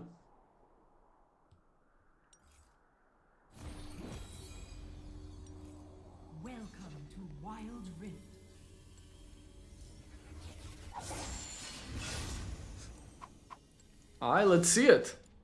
Let's see the lane assignments. So they're gonna run mid immediately to try and scout. We're definitely expecting Morgana and Seraphine to be mid for International Job Center, but let's see what Team Mango does. And I want to see where the Darius and Akali end up going, because this is what's most crucial in my opinion. Okay, looks like Rumble is going top, so Team Mango is gonna get the matchup that they want to get. They're doing a late invade on blue buff, but Hecarim is actually starting his Raptors. He's not gonna... Okay, this is really well done by International Job Center. They're not gonna fall for the invade. And Hecarim is gonna go Raptors into enemy blue buff. And he's gonna be able to split the jungle.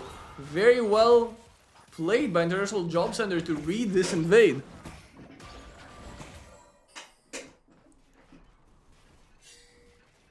And now, the nice thing about Mango is that they get the matchups that they want, right? They get the Garen into the Akali, and they also get the Rumble into the Darius. But you really can't leave your Rumble completely vulnerable against the Darius, especially since Rumble has not gone for Grasp. He's gone for the scaling AP build. So Riven's gonna clear 3 camps, and now she's gonna run to her red side. Hecarim is gonna take the 3 camps from Riven and then run back into his red side as well. So the junglers are just gonna split the jungle and each get their 6 camps plus the Skull Crab. Again, mid lane, Court is gonna try to look for some pressure while Morgana and Seraphine just use their spells on the wave. Of course, Morgana is gonna use her 3rd ability on Hecarim when he goes in, or on the Darius when he goes in. And they're going to be unstoppable with that CC later on. That, you know, like CC immunity. Why is Nunu bad here? So, the problem with Nunu, right? First of all, Nunu is terrible against Morgana because he can't use his 2nd ability to hit anyone because Morgana will just spell shield them. So his engages are invalidated. Okay, we're seeing a all-in from Faker Oppo. But Darius does have 5 stacks, and Hecarim is there just in time to find the ulti. And Darius lives, he doesn't die to the minions. So that's one issue with Nunu, right? He's engaged here, he's not reliable. He just becomes an easy target for Darius to get stacks at, which is what's happening right now. That's the second problem for the Nunu. So can't engage, easy stacks for Darius. Okay, the Riven did drop her... Did she drop her ult? No, it's still a small sword, right?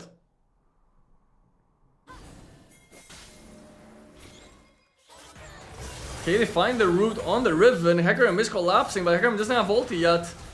The Riven will still flash out, and Morgana finds the root, but he's too far out now. Here comes the Nunu, but there's no spell shield. The ult is being dropped from the Seraphine. No flash on the Nunu, but the Riven damage is there to find the Morgana that did not have flash. Very well played from the Riven.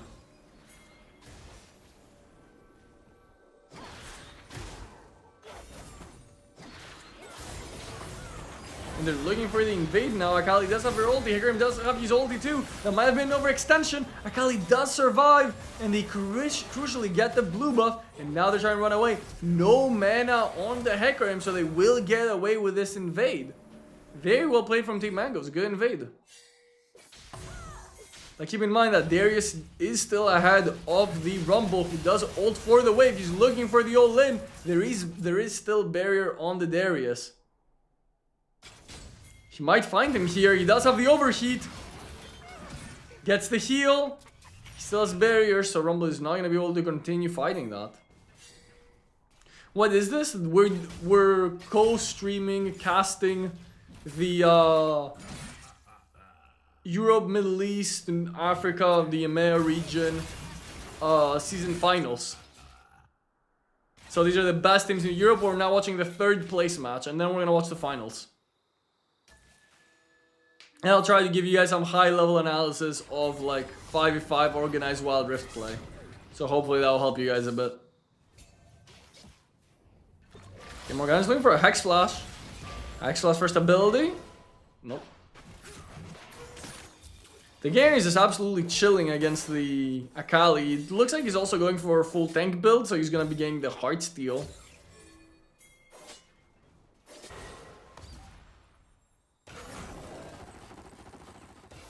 Both teams scale fairly well. What matters in terms of scaling for Red Team is, can Hecarim get ahead? Can Hecarim get fed? Because Hecarim with the support of Morgana and Seraphine is going to be absolutely massive.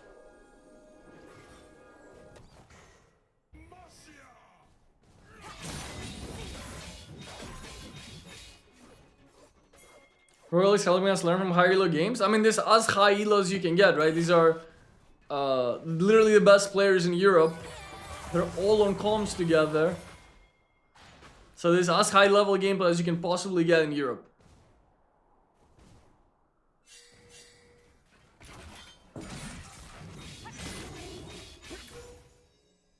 Okay, good trades from the Akali, but again, the Garen just doesn't care, bro. He just spins to win. He spins on the wave and he's chilling.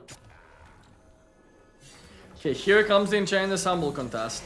But it looks like, for possibly the first time in this series, for the first time in this tournament, they just trade and they ignore the Enchanted Ensemble. They know that they're gonna scale, so they go for the Dragon.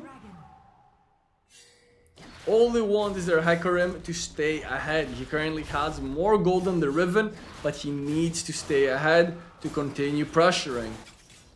Riven is looking for a Darius. He's in the bush.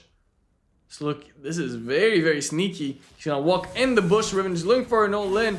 No ult from the Rumble, but they know that Darius has flash, so they're just gonna take his flash, and now Rumble will save his ulti for the next play. In the meantime, while Blue Team is very overcommitting hard for this Darius, which they should be able to find him. They need to go for this dive because they're losing so much mid. They find the Seraphine. They should crucially find the Darius too. He's not going to be able to get a big heal there. They find the Darius as well. Seraphine is there, but it's too late. And also, they only lost like one wave mid, which even Garen was able to catch. So it's not like Snorlax and Shy were able to find anything mid lane. So they should have just rotated earlier to help their team. So now Corki's gonna be able to find 3 kills. He did drop a wave mid lane, so he's down 600, so he's only up 600 gold. But 3 kills is definitely better than 1 wave. And for the first time ever in this series, the Mangoes have the lead. But do they outscale? Yes, Corki will be doing a lot of damage, but is he gonna be able to survive the Seraphine ult plus the Hecarim with CC immunity from the Morgana? That's what I wanna see. Garen has finally gotten his heart steal. He's gonna look to stack that up against the Darius. He does have flash, so he should be okay here, but he does get hit by the Morgana. He drops the shield, and now he's able to flash away from the Morgana stun. Very well played. The Nunu is looking for the Morgana. Garen still has ultimate, by the way, so if he can find the Morgana, this could be a free kill. And this is exactly why I didn't like the Nunu pick. He's just giving free stacks to Darius. He's just giving free stacks to Darius. This is exactly what I was talking about when I talked about the Nunu pick, and at the same time, Corki is gonna go down as well. Akali's trying to survive a dive. Corki did go down to the Hecarim in the mid lane as well. Blue team will be able to find a turret, but that was a really big misplay from Quant.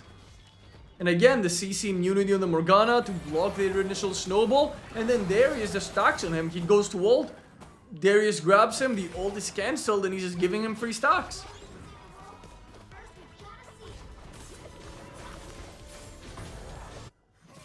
So not big on the Nunu pick there. And now they went from having a lead to a 2.5 thousand gold deficit. Corki was left by himself in mid lane, and Hecarim was able to take him down. He got the mid lane turret. Now Hecarim has 8,000 gold. He's looking for the engage mid. Nunu's completely caught out. He doesn't have flash. He tries to ult, but the shield is not going to be enough. Corki is caught by a Morgana first ability. Garen is going in to try and zone out and save, but he will be going down. Darius again has 5 stacks. It's another kill over to Hecarim, who's also getting the mana immune. He's gonna do so much damage in the late game. Rumble could also potentially be getting caught out here. Akali's looking for the dive. Hecarim is charging up to start the building, but they decide not to go for it. They don't want to overextend, and this is why International Job Center has done so much better than Team Mangoes. They're not overextending for plays, right? Even the play top lane, which led to this snowball, the Nunu was overextending. They go for way more, they bite way more than they can chew every single time. Riven is looking to go in for another play, a bit of a desperation play, but the Hecarim is too fast for them. Flash third ability from the Akali finds the Riven, makes immediately CC lock. Can Hecarim clean this fight up? He is able to kill the Riven and get out. The big Rumble ult zones everyone and ends up being a 1-for-1 trade. Darius finds the flash grab, but Garen is just too tanky. That was not a good flash grab. And Corki's won the first ability from Darius, and he finds the 5 stacks. But Corki does get the heal from the Conqueror and Bloodthirster. He does survive. They completely ignored the Corki there. Even the Seraphine ulti was not on the Corki. Bad flash grab from the Darius, getting very cocky there. Getting very, very cocky there. We're actually gonna see a second item Leandries on the Seraphine to try and slowly take down the Heartsteel Garen. The Akali flash third ability was very clean, but he immediately got CC locked, and he didn't have stasis, he didn't have ulti at the time. Not much to be done. We're actually seeing Nunu help out with the jungle clear. This is something that I've also liked, I've seen earlier in the game too. Nunu tried his best to try and kind of create pressure mid lane, when she could have been helping more with the jungle clears, and try to help Riven kind of get like some early game lead in that sense. But now with a 4,000 gold lead and a comp that does just straight up outscale It's gonna be really hard for Mangoes to get back into this game.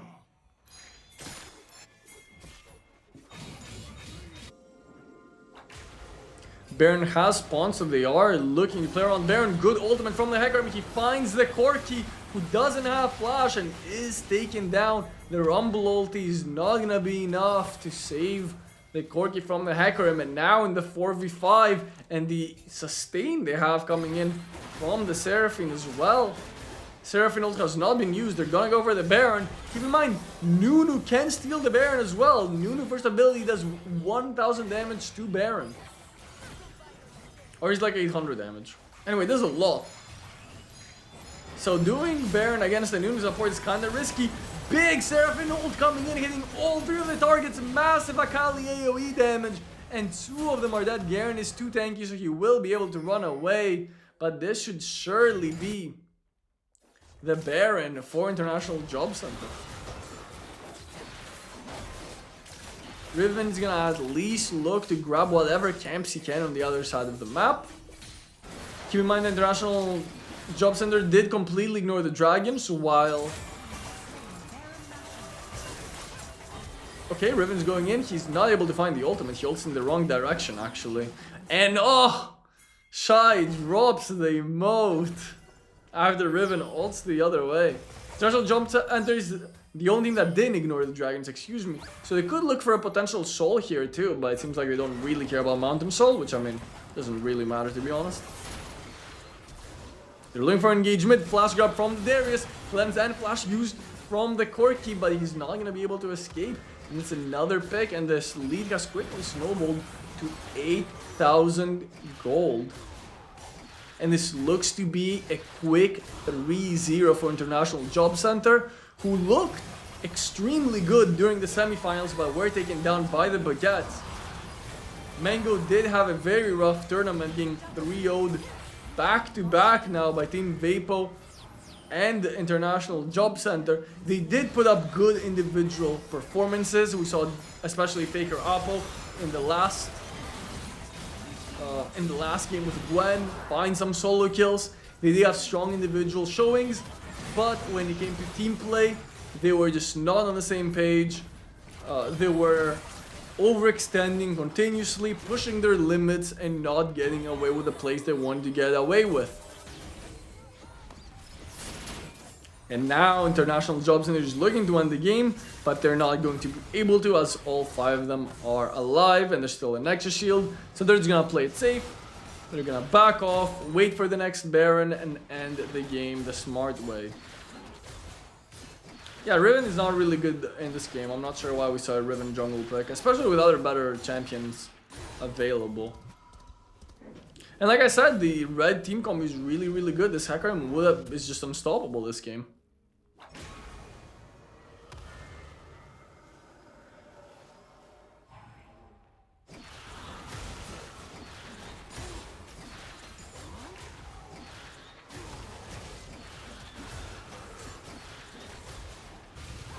Okay, they're trying to catch out the Akali. This is a desperation play from Team Mango. She's gonna ult in. The Hecarim is coming in. He finds a 5-man Hecarim ulti and they one-shot the Corki. They're winning 2v5, and the rest of International Job Center is here to clean up, and this Hecarim is just unstoppable. And this will be the ace after they take down the Darius. And they will end the series after completely BMing as well with the recalls. And this will be the end of the road for Team Mangoes as they finish 4th. And International Job Center get their 3rd place podium finish and secure the 700 euros for themselves. Very well played from International Job Center and a very quick 3-0 from them.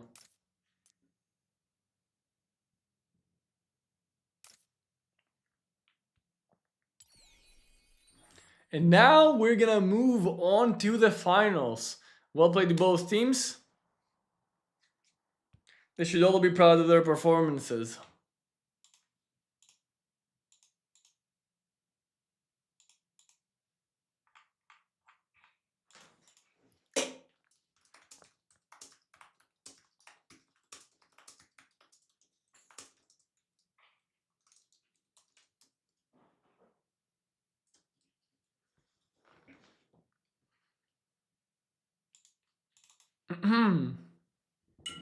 Nunu pick was worth it to end faster. Yeah, it was not a. It was definitely not a Nunu game. I didn't like the Nunu pick whatsoever.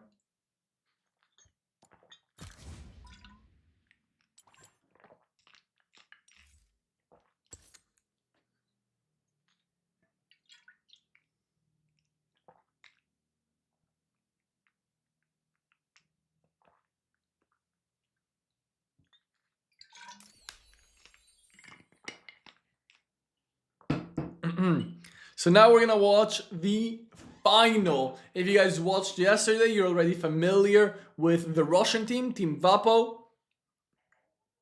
who absolutely demolished Team Mango with a 3-0. And you watched the Baguettes take a close 3-1 victory against International Job Center.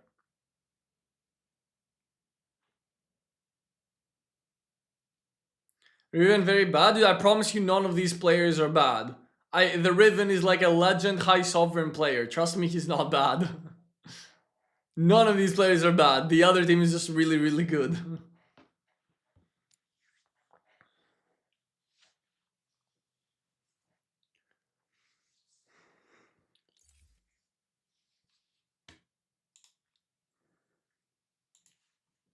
So I'm not sure if I'm assuming we're starting right away the next series because this was a very quick 3-0. But I'm assuming that we're just starting right away.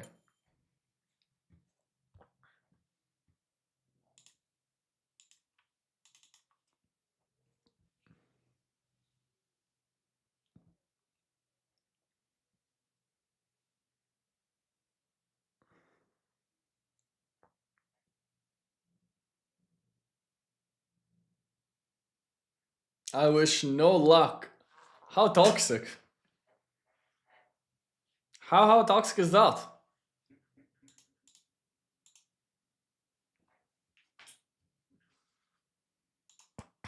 What's his issue, man? What do you mean no luck?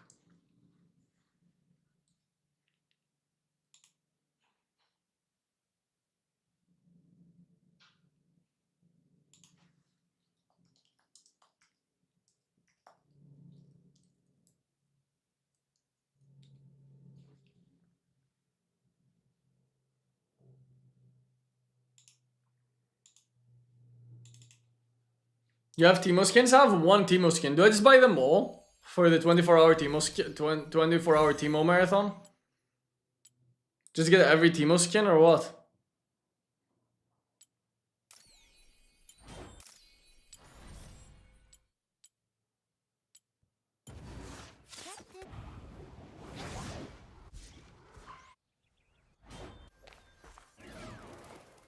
I can't get BMO though.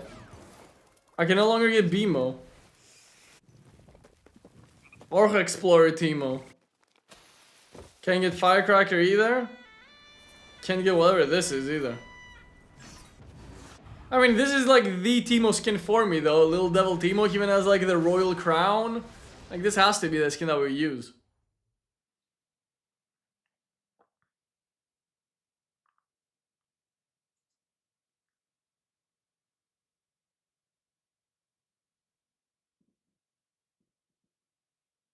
Yeah, I think they would give Team BMO for free like a while ago. You could choose between Nunu or BMO.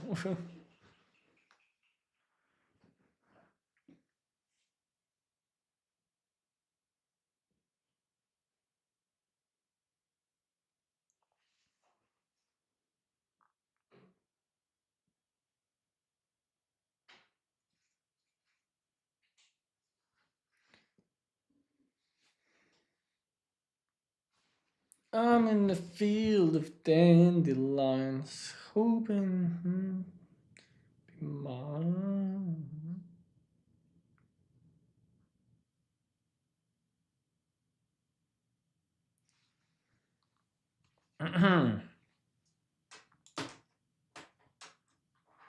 It seems like they're starting the game right away, so they're just getting ready. The players are joining the lobby, so it looks like we'll be starting right away.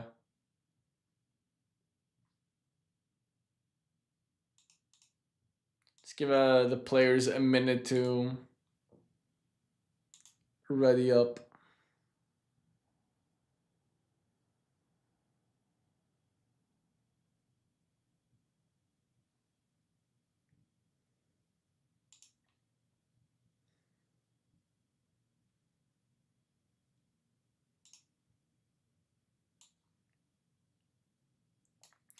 So let's give some background on these teams.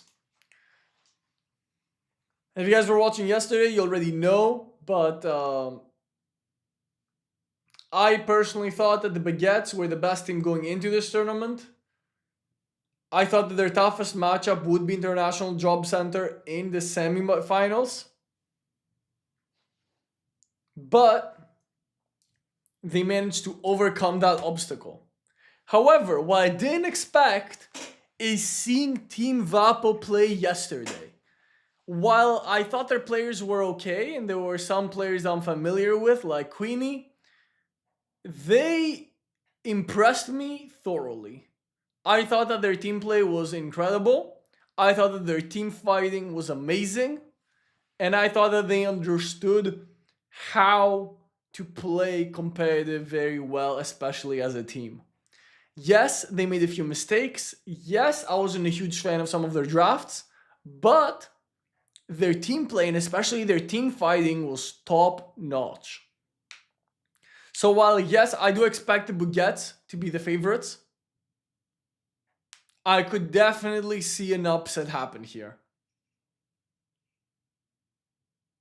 Which champions do professionals value? I mean, you'll see during the draft. The one champion that we haven't seen at all is Aatrox. Aatrox has been banned every single game. My predictions, I think the Baguettes are going to win, but I can definitely see Team Vapo, through the power of friendship, literally team fight their way into a victory. Yeah, DC Randomido is random.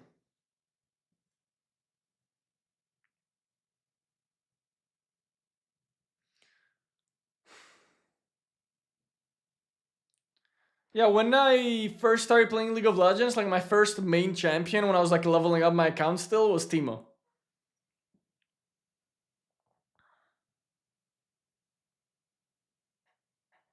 Yesterday, oh yeah, yesterday there was one Aatrox game and he actually lost. It was Team Mango that played him. You're right. Good catch. Yeah, Aatrox usually banned.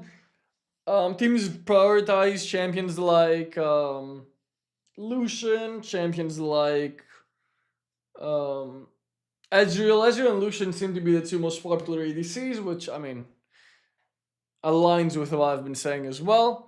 The engage supports, Nautilus is really high up there. Nautilus is like pick or ban.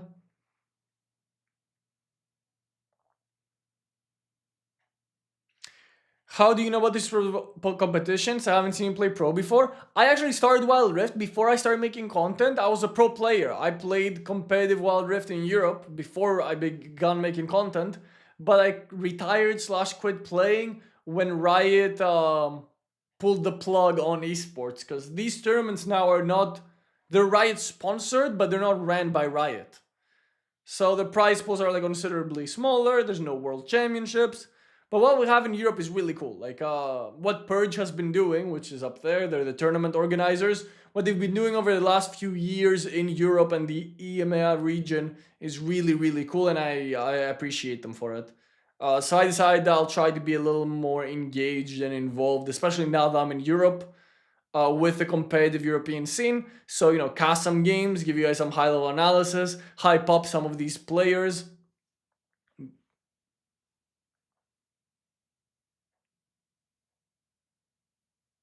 No, Syndra hasn't really been a priority at all. Oriana from Mages has been kind of a priority for some teams, but not a lot of Syndra, no. Not a Mumu either. We're not really seeing a Mumu, which kind of makes sense. A Mumu's just not a great competitive champion. Yeah, because it was a 3-0, the series, like this series was supposed to start 20 minutes from now. So maybe not everyone is fully ready. Maybe they were like in games, doing whatever. They didn't expect a quick 3-0. So they're just slowly joining in. But from my understanding, it's gonna start as soon as everyone is ready, where they're not gonna wait up.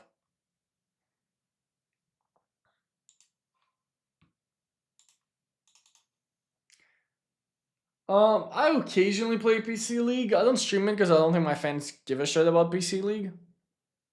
But I'm also not very good at it anymore. Like, I'll occasionally play like some ARMs or something, but like for the last 5 years, I've maybe played like 10, 20 games. It's very occasional. Hunky has a Teemo icon. He has the Hexplorer Teemo icon, W. I've at least secured one Teemo icon, so I'm happy. I'd say at least one for the 24-hour stream. A Teemo icon and Teemo emote, so we're happy. My main lane? I main mid lane, but I play everything. Have you seen Vapo playing? Yes, we watched the semifinals yesterday. So we saw Team Vapo versus Team Mangoes and International Job Center versus the Baguettes. I'm not gonna stay in EU indefinitely. I'm gonna stay in EU until like March. And then I'm gonna be going to Asia.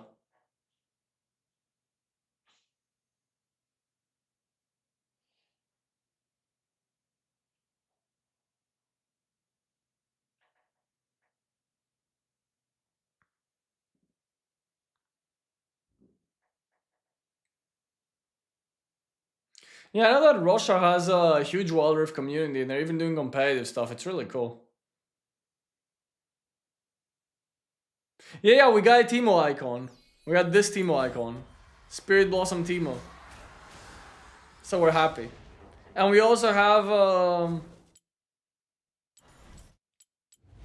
do I... oh, what am I clicking on? We also have... how do you show like your wheel? Yeah, there we go. We also have the Teemo emote. The Peace Teemo emote. So we're happy. Why Asia? Because Asia is beautiful. And I'll also be making content while there, so. Can we expect rank 1 China? No, I'm not going for rank 1 in China. First of all, in normal ranked, it's impossible because they reach like 1,000 marks because they just literally play all day. And I don't have the time for that, and I'm not gonna play 5Q all day. In terms of legendary ranked, it would be cool if I could push for legend. But I don't know, I'm going there more for vacation than anything. So I don't know how much Wild Rift I'll be playing. But hitting legend in China, it would be cool. Santinella Veneji? Facts. Well, I don't know. I've been some pretty beautiful places too. My Little Pony's team 100% lost? Is it because he's talking shit? Which country will you go to in Asia? I'm gonna go to multiple countries. I'm gonna be going to Indonesia, Thailand, Korea, and Japan.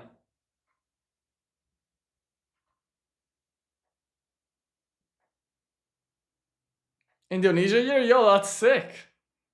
I'd say I'd see you there, but there's like, your country has like 300 million people or something. You and Katie should do IRL stream? We've thought about it. Obviously, we won't be consistent, but we might do like one or something. You aren't gonna come to Africa? I do really want to go to Egypt one day.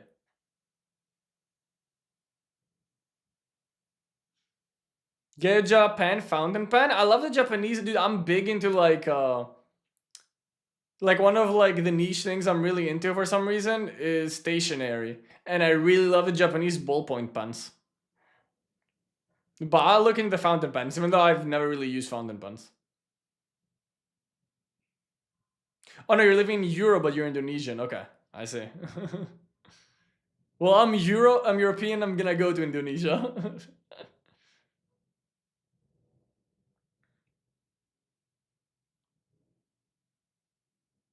You should go to Egypt and leave Katie with me. Bali? Yeah, probably Bali. I'm not sure if we're gonna go to any other islands, but probably Bali. Or at least Bali for sure, and I'm not sure if we're gonna also do other things.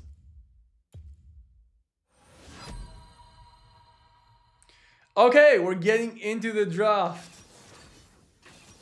Lombok is highly recommended. Okay, I'm gonna get travel tips from my Indonesian fans later. Now let's lock in. So we're seeing the Nidalee ban, the Akali ban, Vi ban. I'm expecting an Aurora ban. You definitely don't want to give random Aurora. Emerald and Masters versus Sovereigns. Don't worry about the ranks. Everyone here is a Sovereign Legend players. They are probably playing on like accounts that just have every champion. So they're playing on like their accounts that just have all champions. Don't worry about the ranks. These are the best teams in Europe right now. These teams have played many tournaments to qualify here through open qualifiers. So these are the two best teams in Europe that have made it to the finals.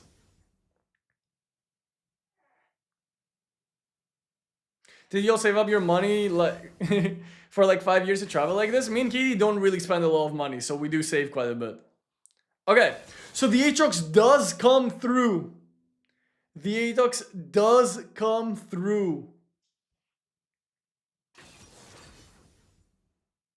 And we're gonna see Aatrox against Gwen and Bard. Bard has also been a priority picked, rarely banned, but always picked in the first game. Yes, this is the final. This is the European final. The team that wins this is the best team in EMEA for the year.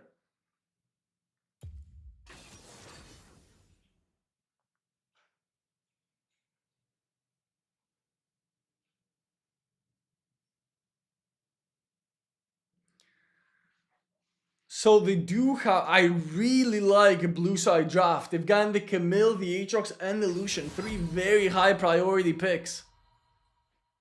How many games? It's a best of 5.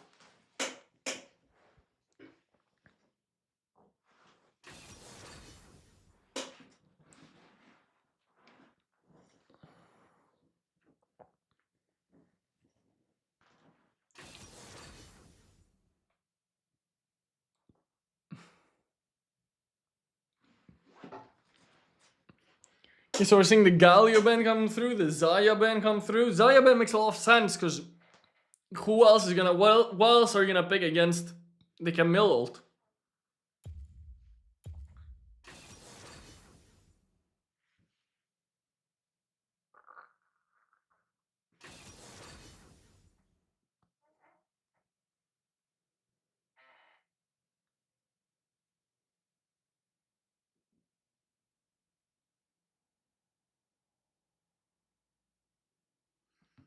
Get Pilot 912? I'll look into it, man. I'll look into it.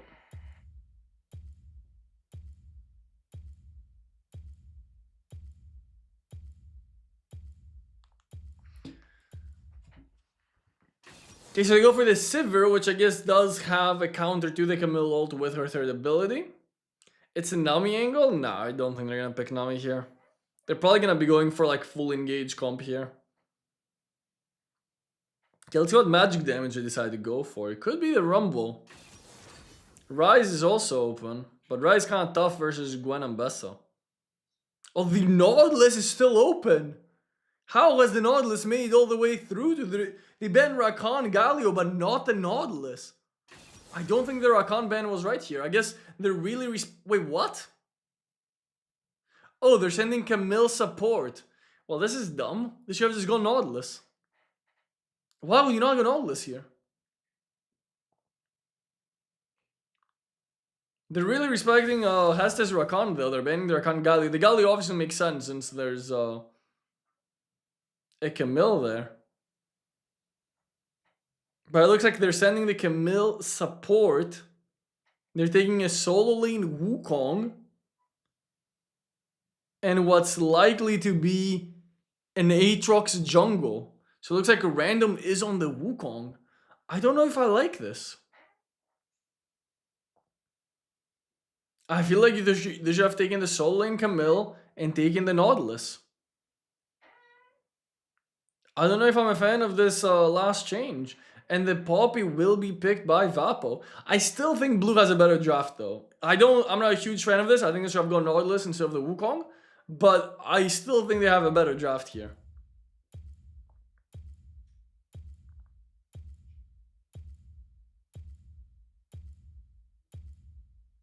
Final Wax Aatrox about to make them pregnant.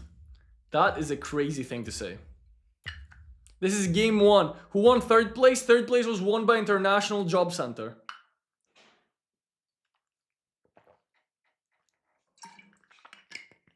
Now we're watching the finals. And it's the first game of the finals.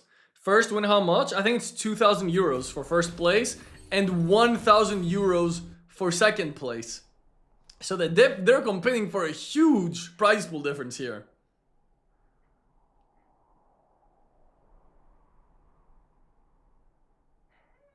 Yeah, they are all ED except Rumble, but Wukong is probably gonna go full tank, and most of his damage is gonna be Sunfire Cape magic damage. Then you have magic damage coming in from the Camille ulti, the Camille's second ability, and true damage from her first ability. Then then you have to take into account like the magnetic blaster damage from the Wukong. And obviously you can just ignore the rumble damage. It does percent health damage. So even if Poppy goes full armor, she's gonna suffer from the percent health magic damage that Rumble does. So they have good magic damage. It's not an angle where you can just stack armor and be unkillable. But they're still probably gonna be going armor boots, right? So blue team is Baguettes and red team is Vapo.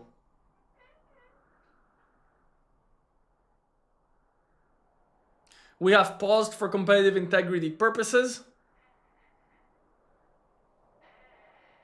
The prize pool for first place is 2,000 euros and the prize pool for second place is 1,000 euros.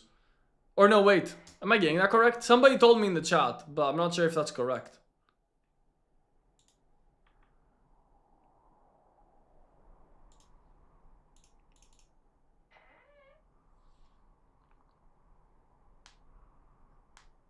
That is correct? Okay, that's correct. So there's a huge money difference. You go from 2,000 to 1,000. So first place is really important to get. This is 9A. This is EMEA. So it's Europe, Middle East, Africa. Like that whole region. Russia, obviously.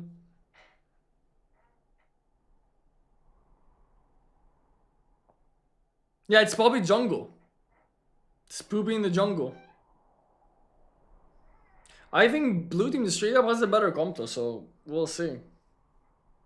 I think they have better picks, like getting the Ezreal or getting the Lucian, the Aatrox, and the Camille. Like crazy first 3 picks.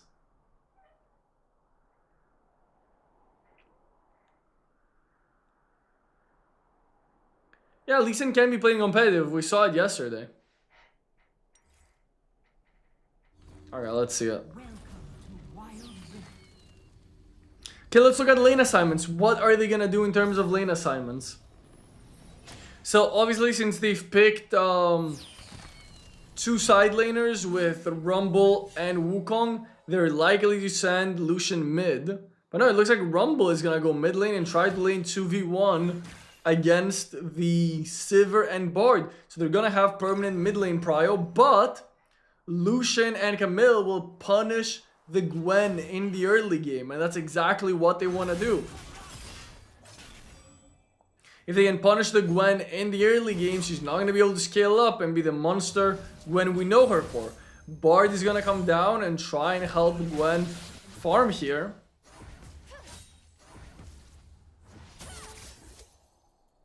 Now Sivir is actually looking to rotate and go bot lane. So they're just gonna go 2 traditional lanes and do dual lane bot lane. So they can leave the Gwen in the 1v1 so she can farm and scale safely.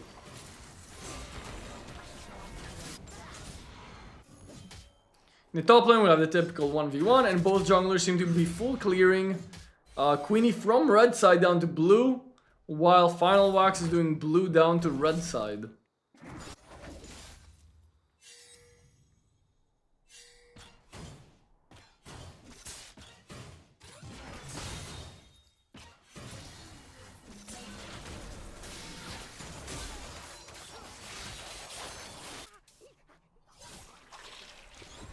The Camille has common. You can't see the runes. Oh, I guess I'm hiding the runes. Okay, wait. Let me get out of the way. Okay, there you go. You can see the runes right here.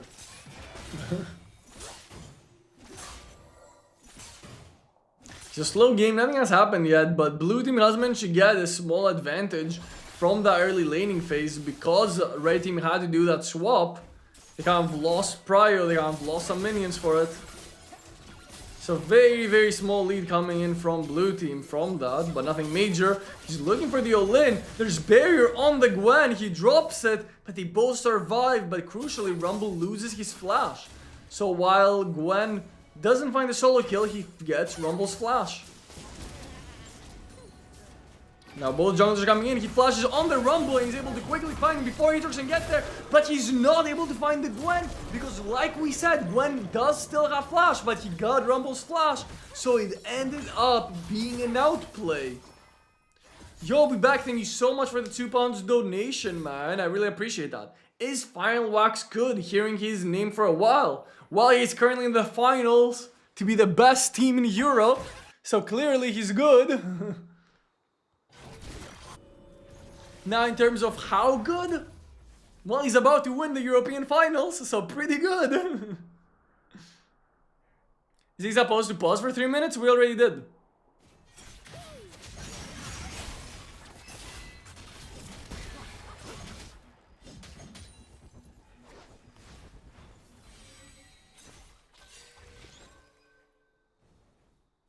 Final Wax owns Levmont. Alright, we're gonna have to see that on the Rift, man. We need to win their Rift rivals, NA versus EU. That's all we really need. They didn't get this last plate, by the way. The plate is very, very close to being taken down. But they are slowly gaining... Actually, no, excuse me. I'd rather say they are trying to get slowly an early game lead through these plates in the bot lane. But the first blood did go to Team Vapo. And they do find the plate now.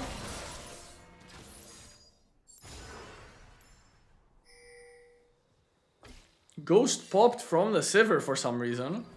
He's running a little faster, I guess. Ambessa is trying to find plates. Wukong is looking for an all-in to stop him from taking the plates. But I don't think he's gonna have enough damage. He has no mana to continue chasing this down. Again, he's running the grasp, right? So his long trades are not good. He's only playing for the short trades. The Poppy rushed the Trinity Force with no boots. So he might be a little slow, but he already has a Trinity Force while Aatrox does not. Is Final Wax a 5-roll demon like Levmont? I don't think so. Dude, NA representing with Valhalla in the chat. I don't know, I personally think that Levmont is the best player in the West, but I haven't seen Final Wax play enough to make my mind up. So I don't know, maybe he is better.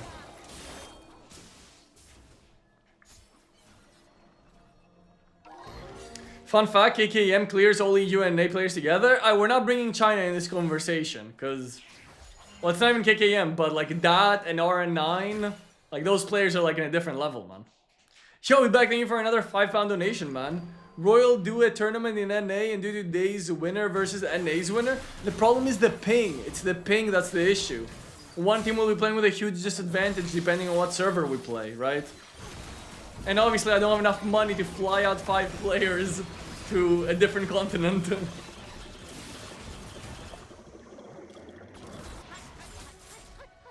Okay, is Gwen looking for the solo kill here?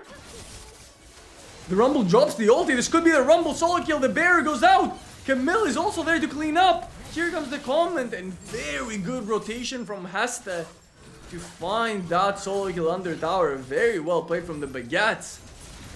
And the Gwen does get caught out, and this will mean a lot of plates, and not the turret at least. Sivir is dropping the ulti here, he's looking for auto attacks, but they are in a 2v3 situation. Bard is not even here. They don't know that Bard is not here, so they're not going to guard the flash. Third ability from the Poppy does not find the Camille. Crucially, the TP coming in for Ambessa, and they're overcommitting a lot of resources here in the bot lane. He misses the ulti. Great dodge from the Rumble. I guess he barely had vision of the Ambessa there. And they will get the Dragon for their troubles, but that was a big overcommitment of resources from Red Side team, even using the teleport. I guess Wukong also used his teleport. Where did Wukong use teleport? I didn't even see him. Now they're going for the Enchanted Ensemble, but crucially Red team has not base, and Random finds the engage with the Wukong. Big Wukong engage, he finds all of them twice. Incredible engage from Random. The Bardold is being dropped. Can they chase to find more? The Poopy is already down. No, they cannot find more. The Sivir's gonna push out mid-wave and run down to bot lane. Yo, Bitback, thank you for another £2 donation. Thought R1 Royal is rich as fuck. Where the money at? Dude, if you keep donating like this, you know what? Maybe it will happen. But no, obviously running a tournament by myself would not work. I would need like a sponsor. Maybe when my Wild Rift sites, wildriftguides.com pops off and starts getting huge revenues, we can do like sponsor tournaments. Patrick's asking when you go back to EU server. I'm literally in EU server right now. Patrick needs to lock in and focus on his game instead of asking me questions. Yeah, Poppy training makes sense because he wants to be able to clear the jungle quickly, right? So he can't go full tank from the beginning when you were playing him jungle. We have Ambessa against the Rumble, but Ambessa should be winning this 1v1. He's level 10 against a level 9 Rumble, and he does just straight up get a solo kill, like I said.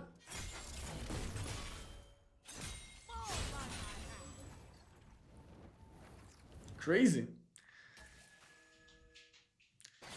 Can you team up with Talon, Jackie, Corrupt, Crisis King to compete internationally? Like I said, the main issue is the ping, right? If Riot can't sponsor the events, then we can't really compete internationally. We can't play an AMEU. One team is gonna have way too high ping.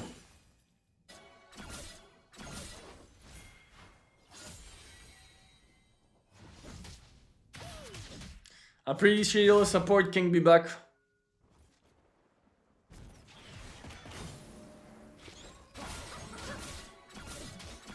And again, they have the side lane advantage, right?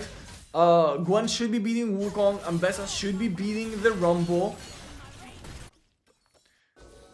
However, in these team fights, how are they gonna stop the Wukong, Camille, Aatrox from just running them down? They need to survive the initial burst, but even then, I don't know if they're gonna win the fight.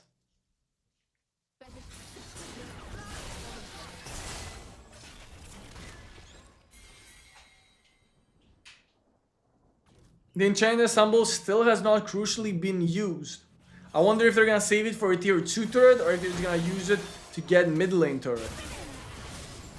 Okay, we're looking for another all-in. Gwen is forced to flash away. The Liandry's is burning, but he crucially managed to survive. Here comes the Camille to clean up. A flash ulti from the Camille, but he's very far up. He does find the Gwen, but he'll be traded right back to the Sivir. And they won't be able to change the Rumble. But Aatrox used the opportunity to do the Enchanted Ensemble mid. Bard doesn't manage to ult it in time, and it does go down. And now they're instantly rotating top to try and look for another tower. So while yes, they did manage to pick off the Camille in the bot lane, they had to crucially rotate their Sivir and Bard to the bot lane to clean up the Camille, to trade that 1-for-1, and that allowed Aatrox to run it down mid, get that turret, go top lane, get that turret, and then even Rumble was able to take the bot lane turret, even though it looks like he died for it, bot lane, to the Ambessa. That allowed the Baguettes to just get all 3 turrets, and now they have a 2,000 gold lead.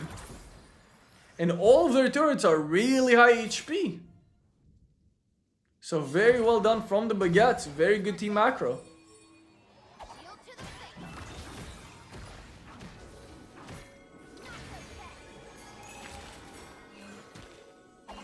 How much money will it cost to travel to China and take part? Well, to take part in these tournaments, China needs to, like, Riot needs to allow it, right?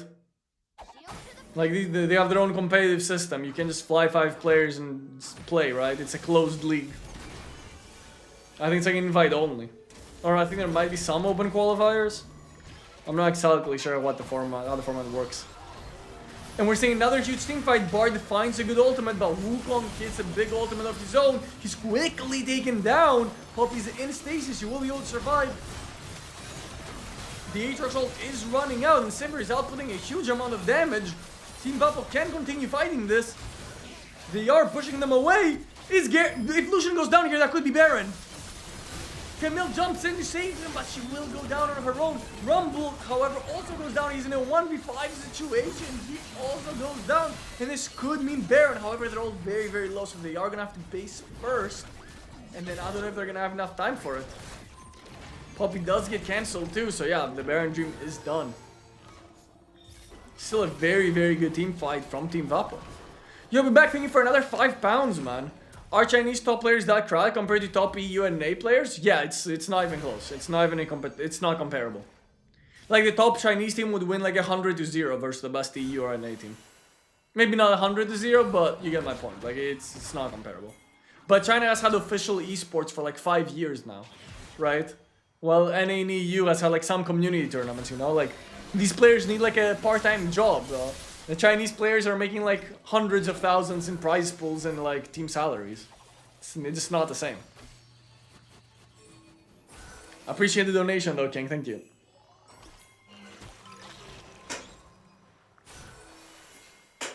So Rumble is 0-4-2. He's really far behind. Delusion has managed to keep up his gold. But what I'm seeing from these fights is exactly what I was expecting. Okay, the Poopy is looking for a pick.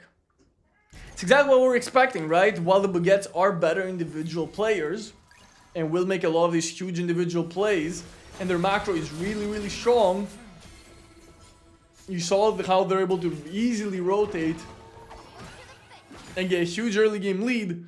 When it comes to team fighting, Team Vapo are just too good. Their team fighting is too clean. They're just too impressive. Is the game that big in China? I think the player base in China is 15 times more than the rest of the servers combined. So yes. It's really big in China.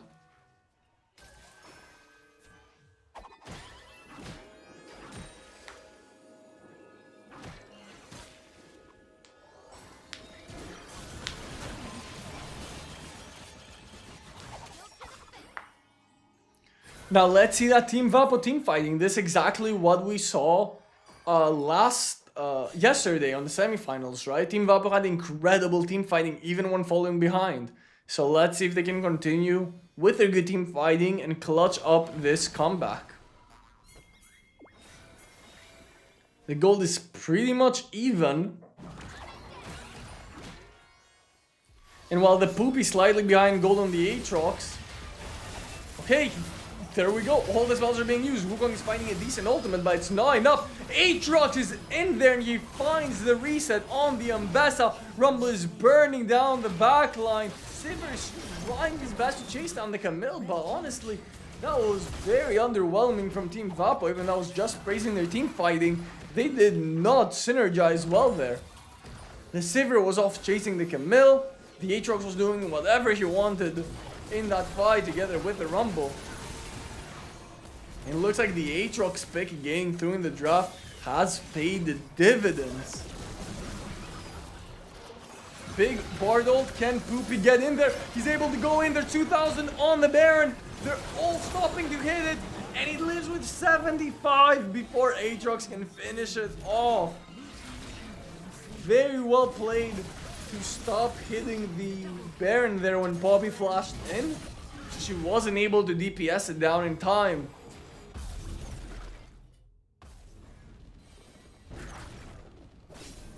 Very, very patient play from the Baguettes, and they're gonna take the bear, and they have a 2k gold lead now.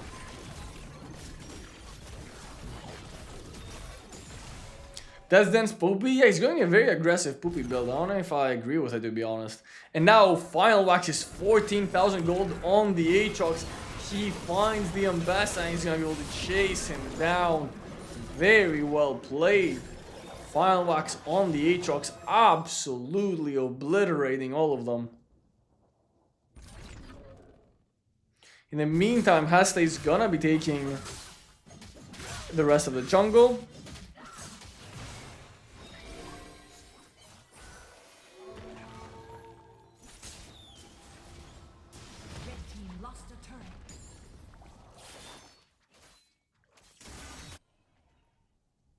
Red team lost a turret. And now they're just losing all their inner turrets, right? And keep in mind, the inner turrets are... Oh my god! The Quicksilver on the Bardold. Final Wax with the mechanical display. Sheesh. And they're gonna be able to take all 3 inner turrets to give an insane amount of gold.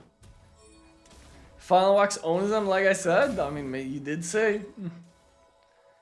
And once you get these 3 inner turrets, the gold gap is just too big.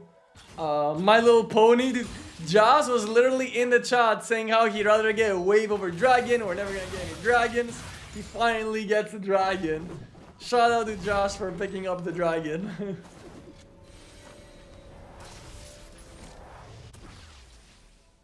He was earlier in the chat yapping about dragons. Yeah, I'll be back. Thank you for another massive donation, man. Thank you for the £2. I appreciate that. Aatrox might carry. He's playing patiently well. What do you mean might carry, bro? He's 5-0 with 17,000 gold. He's already carried.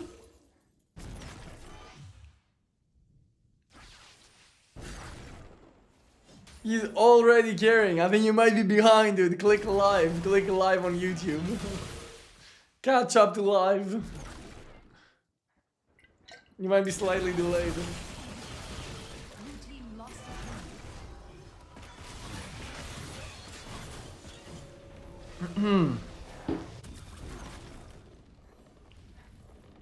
Now they're just gonna play patiently. They're gonna wait for the Elder and Baron, and with a 6k gold lead, they should be able to finish it up. What I want you to pay attention to is Henki. Henki has 15,500 gold on the Sivir. He's a 4-item Sivir. His damage is insane. They have 5 stasis to deny Aatrox his resets.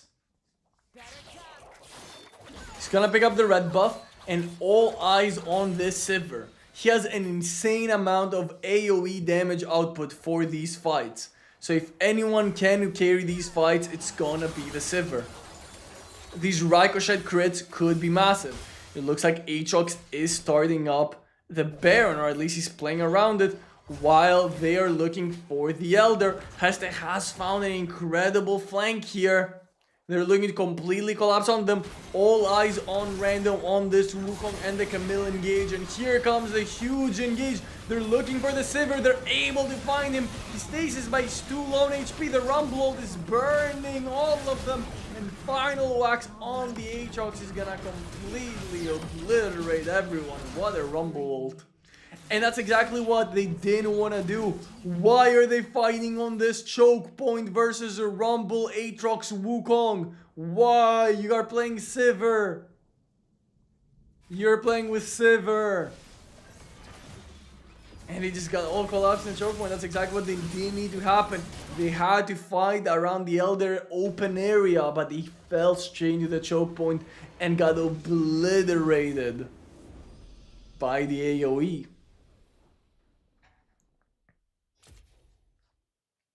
Very well played from Final Wax, and what great Rumble ults in these fights, by the way. Credit where credit is due. Patras found some huge Rumble ults.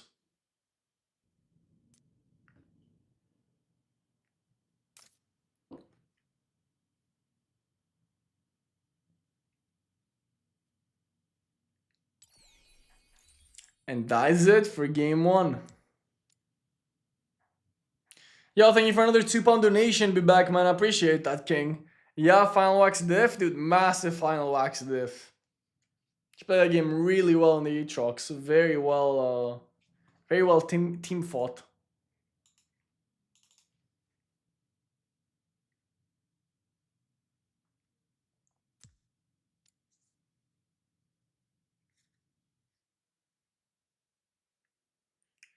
Who's the blue mid laner? I think it was who's blue team? The Baguettes? Dandelion? I think it's Patras, is it not? Am I wrong?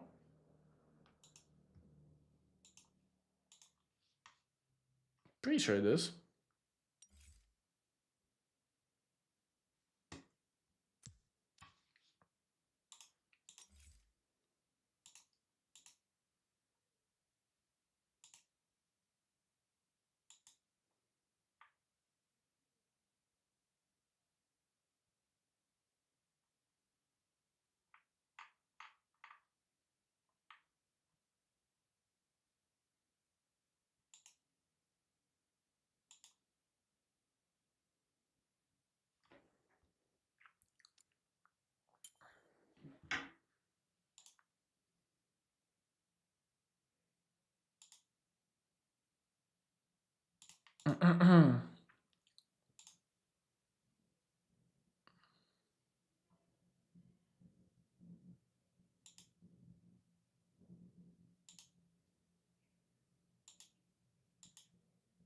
Yeah, I'm pretty sure Patras is the Dandelion.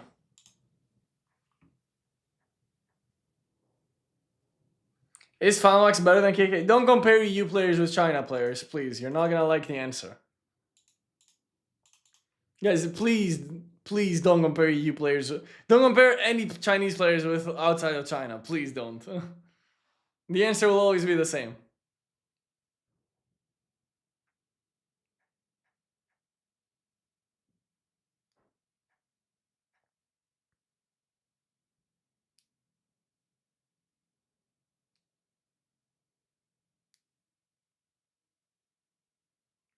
Are you aware of the NA noob using Odosma and map hacks impersonating you? I don't really care.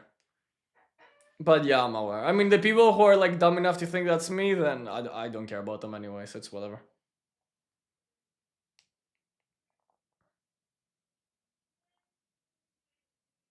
Wouldn't know about this tournament if it weren't for Royal, to be honest. I mean, yeah, that's the whole point of what I'm doing, right? I'm trying to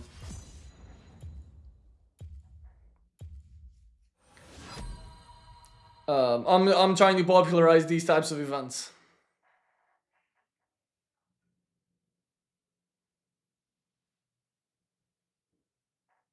We China players are another level? Are you a China player too, or what? Bro, it's like, we are the goats. Bro said we. Someone in the Twitch is like, we China players are the goats. I don't know, bro, what rank are you? I don't see you in the legendary leaderboard in the Chinese server. I see KKM in rank 1, but where are you in rank 2? It's bad. Dude, no one is better than me.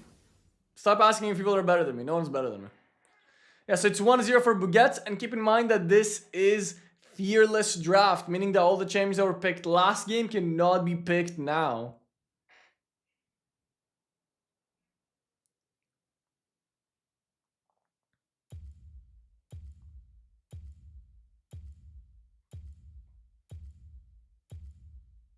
So there's no more threats of Aatrox.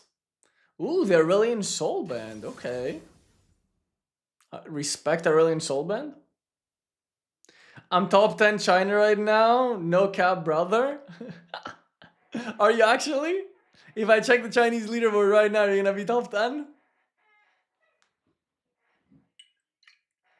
Bet.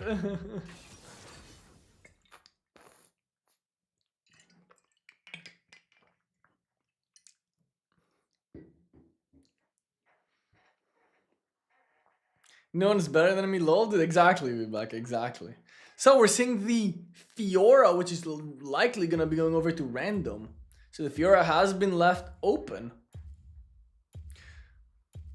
So what's weird is it seems like they picked the red side. So I'm pretty sure loser picked side and they picked red side intentionally.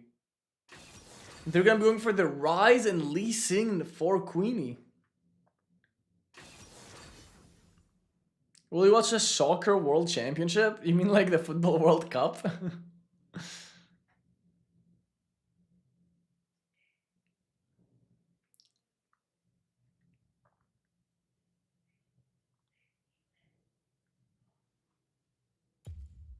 Is it possible as ADC main to switch role to sub and win same amount of games? I mean, yeah, if you're a good support. Sub can carry a lot better than ADC. ADC is like the worst role for carrying, actually, despite having carry in the name.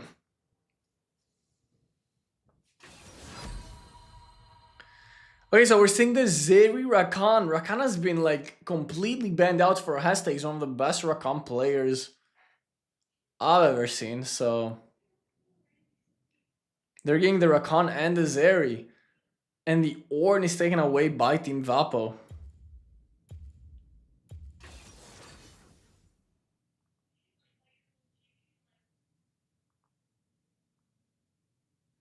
Did you know that Rise is the main character in League? Yeah, lore-wise, I think he's the main character.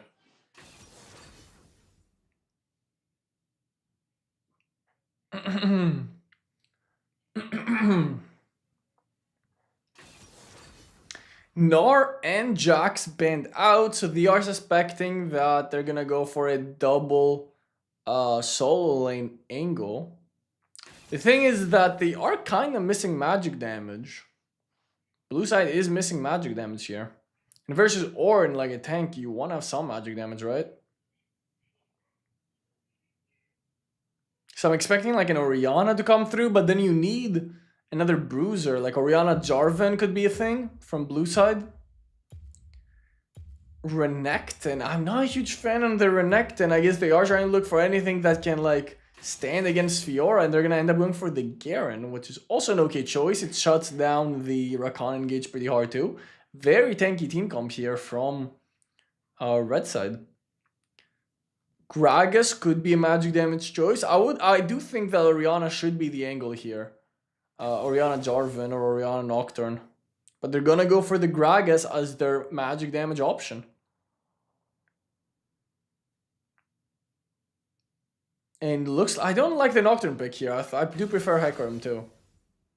Yeah, Hecarim makes more sense. Nocturne is not really gonna be able to do much in this game, so Hecarim does get picked up instead. Finally, we're gonna likely see... I mean, we're probably gonna see an ADC here, aren't we? Are they gonna just skip an ADC? And just do Rise Ornn? Yone's picked up! Holy moly, the young Yone gets picked up. What? What? They're gonna go for Yone? Why is no one picking the almighty Teemo? Dude, because they just don't know. They don't know about the Royal Timothy. I appreciate another donation, man. Thank you. Riven maybe? Yeah, Riven would have made sense too. Riven's kind of struggles against all these tanks. I think Hecarim is actually a really good pick here. My main concern is what the hell is the Yone doing here? Why didn't they play Yasuo, by the way? Like, Yasuo would just have been straight up better, right? They have the Ornn and Lee Sin knockups. Why didn't they pick Yasuo?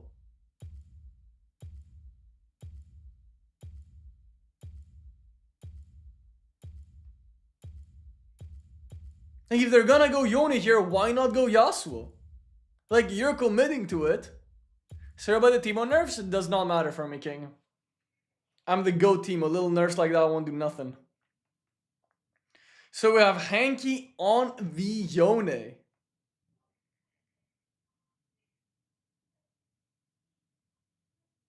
Yasuo have made a lot of sense here too.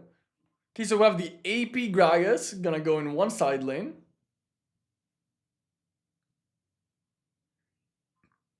Would you join a EMEA tournament? I already talked about this. I want to get like a content creator team and participate. But I'm not gonna just join any team. I wanna do it for content if I'm gonna do it. I'm not just gonna like do it off stream and stuff. Yone with a $200 skin. Dude, he needs to win this game to make up. He needs to win the series to make up the money he lost on that skin.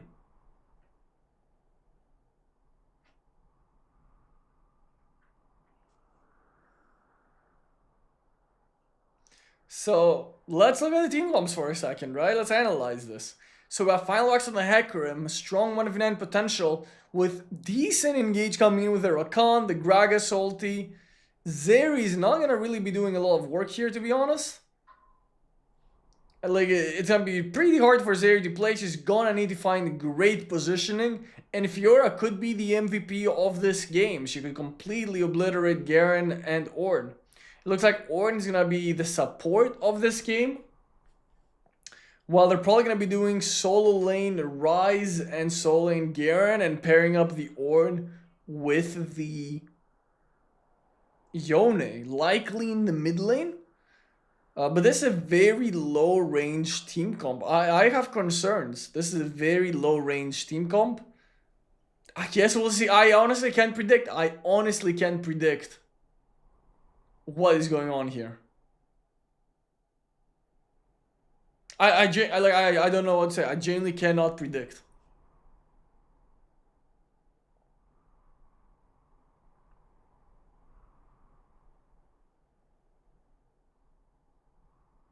Where do you live in EU? I live in Greece. Why is he going Conk on Terry? He doesn't know the tech? What's the tech? Isn't Conk what you go on Zeri? Especially versus all these tanks.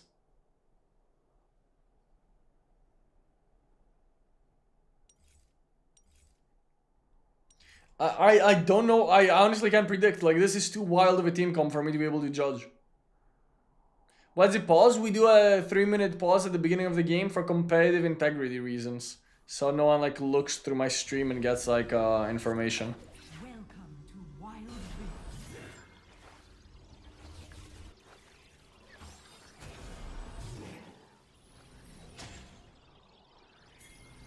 Ola? No, I don't know who that is.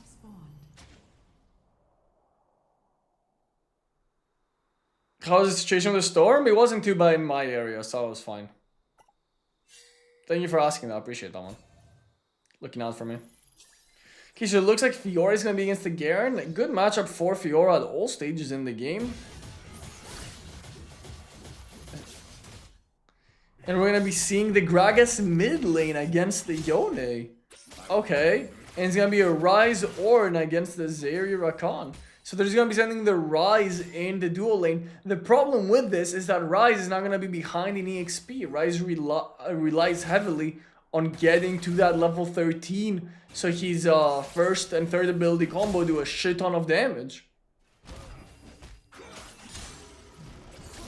You have lethal tempo from the Yone, so he's going to have a pretty strong early game in these long trades. But I don't know how Ryze is really not going to be that useful later into the game. And he's going to spike way later.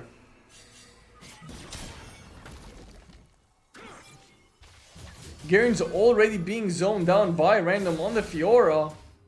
He's looking for an ult. He's not able to proc the Vial. And he has to flash away. Already getting his flash. Thankfully the wave is pushing towards him and he'll be able to TP, so he won't miss too much.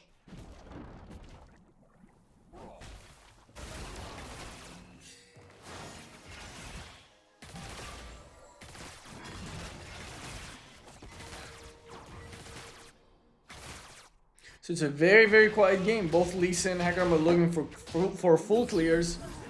Oh my god, he actually gets the first blood. Very well played from random. He finds the solo kill on the Garen. And this again why I was questioning this comp and these lane assignments. How are you gonna deal with the Fiora in the side lane? And Garen's just so far behind now. He's gonna miss more minions. He's an entire level down. This is an absolute disaster. Absolute disaster for Team Vapo. Garen is still level 5 and now Hecarim is looking to contest the crab. Garen should be trying to get level 5 as soon as possible. And now Hecarim Final Wax can play around these solo lanes, who will both be winning in the early game since Gragas also has a stronger early game than the Yone, who is forced to rust these magic resist boots to even survive the lane. And they're just gonna be able to snowball through the solo lanes. Huge all-in coming in from the Ornn and the Ryze, and they actually do get Hesta's flash. Big ult from the Ornn, they're looking for the dive. Ryze misses one first ability crucially, and they're not gonna have enough damage. Zeri hits the level 5, Ornn is quite overextended, but both junglers are in the top lane looking for a 2v2. Garen doesn't have the ultimate anymore. No ultimates from anyone. And it looks like the fight will just end up doing nothing. Red team is slain. Oh. The Zeri actually picks up a kill on the Ornn in the bot lane. We actually missed that. I didn't realize they were fighting. So, this has been what we've expected, kind of, right? We've expected the Baguettes to just be better individually, right? And yeah, the cameraman is trolling once again. I don't know what he's doing. Let's go direct the camera for a bit. That's exactly what we're expecting. We said that the Baguettes are just gonna be better in the early game. They're gonna be better in individual matchups, and that's exactly what we're seeing. 2 solo kills have already gone down. A 2v2 kill in the Dragon lane and a solo kill by random in the Baron lane.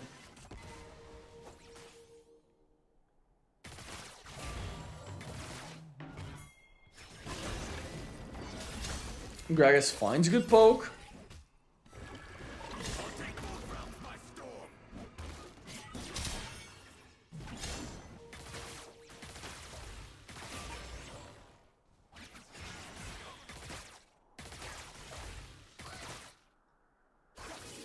Decent engage from Rakan. They're finding some damage on the Rise. They're fully committing, but Rise is able to flash away in time. He's completely fine. Another big knock-up from the Rakan. The exhaust is dropped, but Rise just too quick to get out of there. Can Gragas clean up? He totally can. The flash ult is not enough damage. He has cooldown boots, not magic damage boots, so he just doesn't have enough damage. However, that will be enough for them to find a bunch of bladings. There's still a massive win, and Hecarim is looking for the flank. He's waiting on Yon Shadow, who knows that once he goes back, he will die. He's trying to give the kill to someone else. You don't want to give it to Hecarim. Does he actually survive here? He does survive! What? Oh my god, insane knockup from the Gragas, all three of them, but will he go down? Big ultimate from the Lee Sin, really good kick, and they're gonna take down both of them. No! The Rakan lives as well! Oh my god, my camera fell. I kicked my desk, I was getting so hyped. Absolutely insane that every member survives from that play from both teams. Holy! Some incredible wild drift. Can't believe the Rakan and the Yone both survived those plays, and the Enchanted Ensemble is up. All ultimates are down. There's no ults other than Garen ult on red side.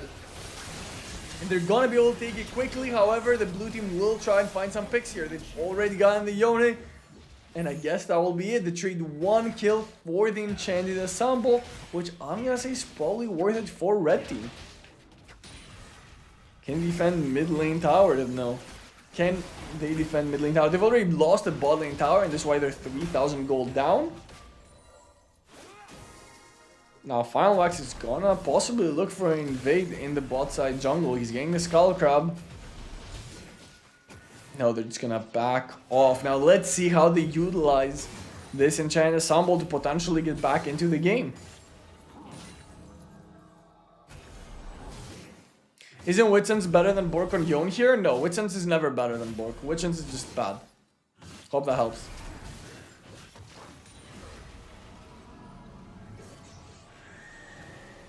And there's already a 4,000 gold lead, 3,000 gold lead. How is Queenie gonna use this Enchanted Ensemble to try and get them back into the game? There's a good poke on the Rakan. The Rakan is very overextended here. This is a 3 vs 2 fight. Final Wax is making his way, but he's still far. TP from Garen. Gragas also TPing. This is looking to be a 5v5. Yora is already dead, but can they continue the cleanup? Final Wax is finding one with his ultimate. Big knockup from the Ornn. The Rise is DPSing, but he still has not enough damage to really make a difference there. And that's gonna be a 1-4-2 for the Baguettes. And Final Wax is already pushing a turret mid.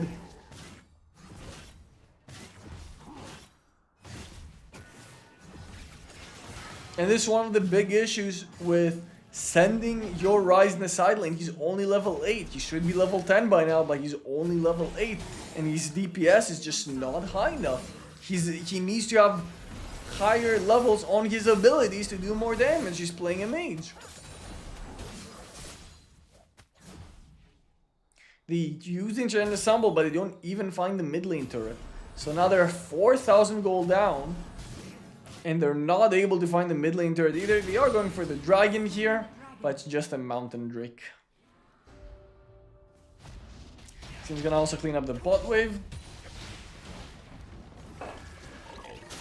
Fight mid lane, big knock up from the Rakan, and they're finding the Rise who has no flash.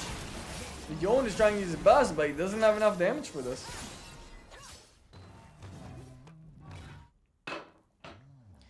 Garen is slightly in call out in the top lane as well, but he'll be fine. And Gragas is pushing by himself in the side lane.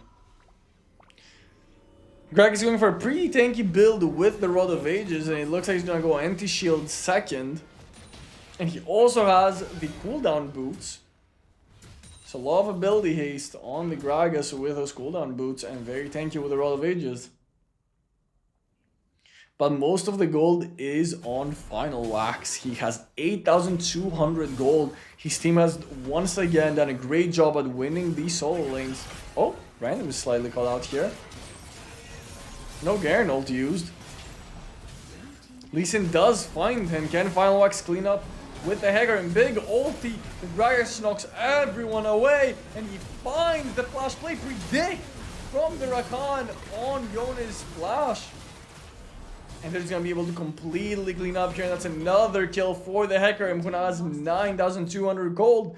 And the Zeri has found more as well with 8,700 gold. And the gold lead is just too much too quickly.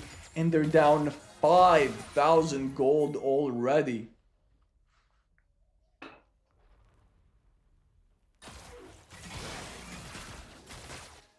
The Zeri and the Hecarim are just too fed. And the scaling is gonna come very slowly with Ryze only being level 10. We're gonna invade and also take the blue buff here. And the Baguettes have done a great job at putting their carries ahead off the back of some really great engages from Hesta and the Rakan. This is a pick that he's incredibly good at, and other teams have, for the most part, respected and usually banned or picked away from, but they have given him the Rakan here, and we can see why he's so feared on this champion, because he's just absolutely 1v9ing with his engages. He found the solo killing lane, he found good roam opportunities, and he's been so far ahead.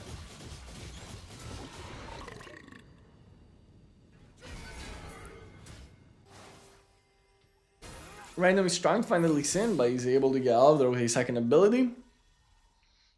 And now the play around Baron starts.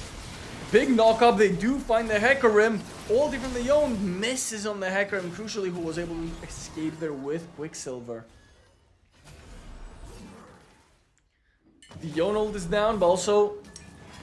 Actually, no, the Hecarim ult was not used.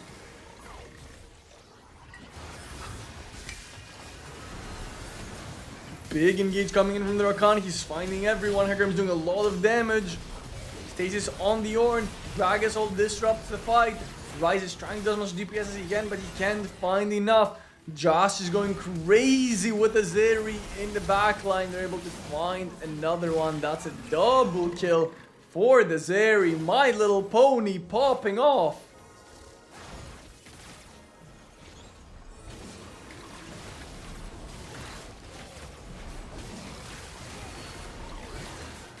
I'm not sure when the prizes will be given out. You'll have to talk to Purge for that. Does he steal it here? No, he does not. He tried his best though, I respect it. Did they both smite early? What happened there?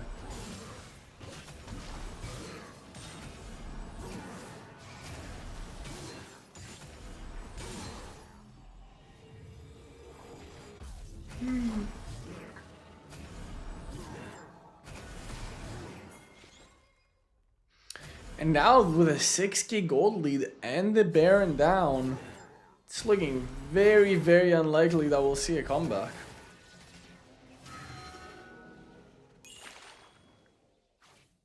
Especially not with this team comp. Like, yes, technically they have a good late game, but their champions don't function very well from behind. Yone and Ryze are not going to be that useful from behind. Yo, back, thank you for the £2 donation. Yone pick seems trolled now? Yeah, I was not a big fan of the Yone pick, to be honest. It seemed very, very off. I think Yasuo would have been a lot more useful in these fights. They find the Lee Sin and they find the dive top lane, and they're just too far ahead in gold. So they're just running them over. Ryze just doesn't have the damage. The DPS down is Fiora. He doesn't even have death cap now. Ryze needs to get to his death cap. He needs to get to level 13, but the game might end before he even gets there. They're gonna take the inner turrets now, and the gold lead is getting out of control. It's a 10,000, 12,000 gold lead after the inner turrets were taken down. Is it viable to play double Smite and Wild Rift? No. Yeah, Rakan is probably the MVP of this game. He has done some crazy engages.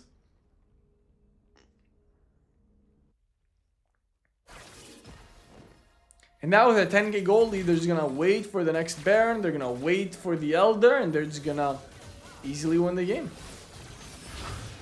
Fiora is looking for a big play. Flash from the Rakan, finds the knock-up on the Lee Sin. They're gonna be able to take down at least the Lee Sin. Let's see if they can get more.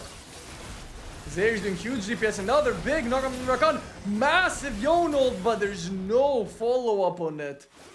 And they will get away with their lives, at least, only taking down the Lee Sin. But that's gonna give them time to be able to farm the jungle. And Lee Sin is gonna fall further behind as he loses more camps to Final Wax. And it's a 12,000 gold lead.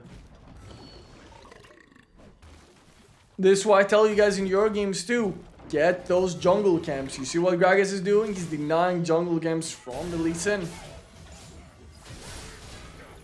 Fiora is completely okay in the 1v2. Flash root from the Gragas, but Fiora is able to flash away. All four of them are looking for a play. He does not take the Rise ult as Rakan TP's up. Can they find the Garen? The taunt is good, but he's just too tanky without the Fiora to do the true damage on him. The Gragas wave clearing the minions. 13,000 gold lead. The Baron spawning in 20 seconds, and this is where the game will be decided. If they get this Baron, they should be able to easily push and end, but I don't see a way for Team Vapo to contest this.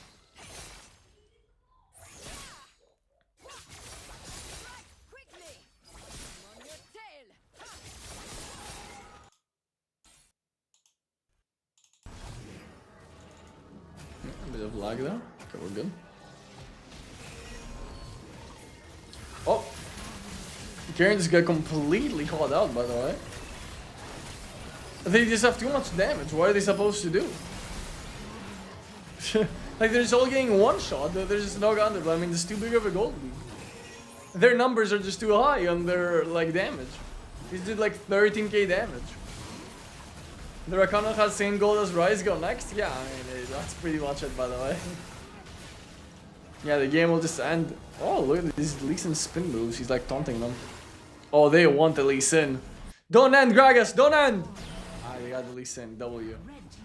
W, they got the Lee Sin.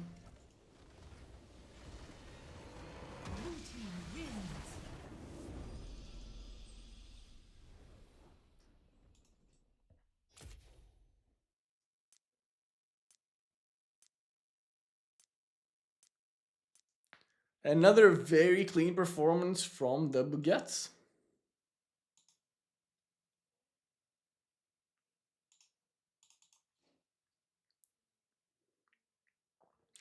Honestly, not being a jungle, but having play time to time. You remember to farm camps saved me so many times. I mean, it's so crucial to farm those like resources when you're playing jungle. It's all about those camps. You can see even the competitive level, they're trying to deny those camps.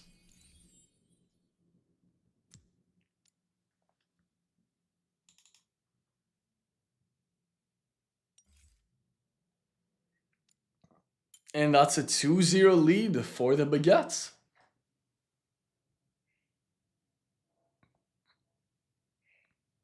The true finals yesterday? Yeah, I think so too. I think that International Job Center and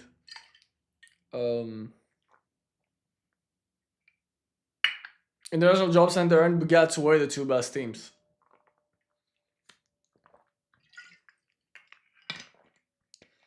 It is a best of 5, so we're gonna be seeing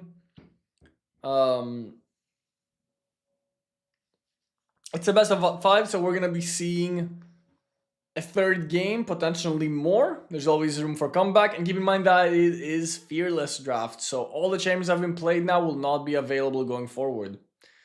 Teemo is viable versus tanks. I mean, Teemo is just kind of like ass versus everything, to be perfectly honest. Like, he's fine into tanks, he's fine into squishies. He's just a very unique champion, you know? Like, Teemo is good when he can cause chaos with his rooms or get free auto attacks on squishy champions. That's when Teemo is good. And not get like one shot by anything.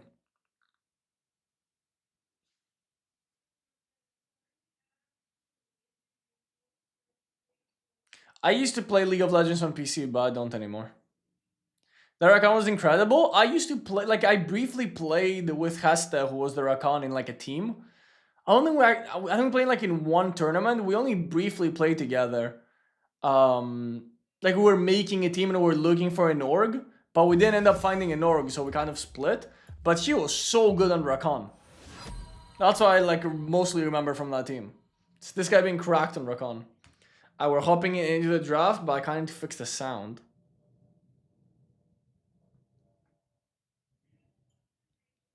Because I'm having like the sound is like delayed in my game for some reason. Give me a second. It should be good now.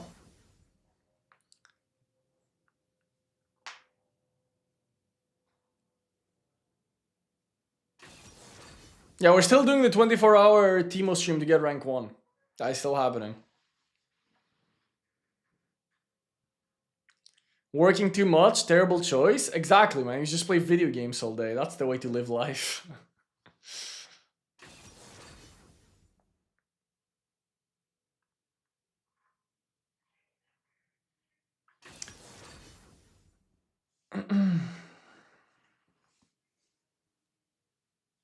Is there some valuable tier list? I mean, obviously I'm gonna say my tier lists are the best, so check those out. But I think tier lists are a little placebo anyway. You should just play whatever champ you enjoy and try to play him as well as you can.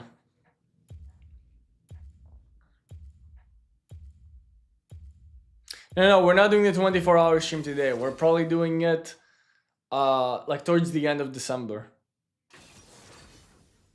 It's gonna be a holiday Teemo stream. It is a best of 5.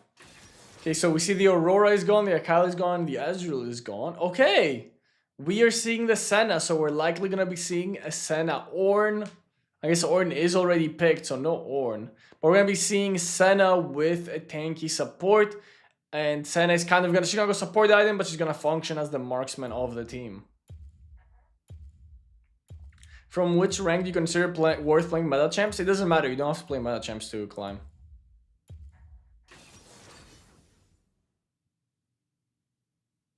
It could be a Senna set.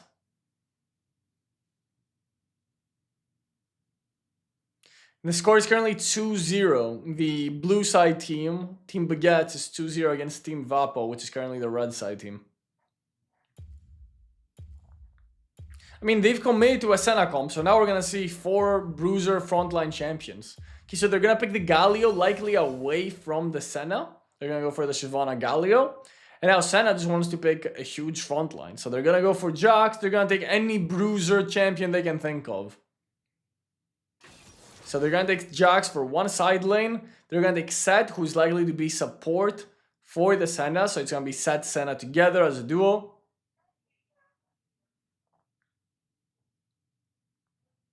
Nautilus is still up as well.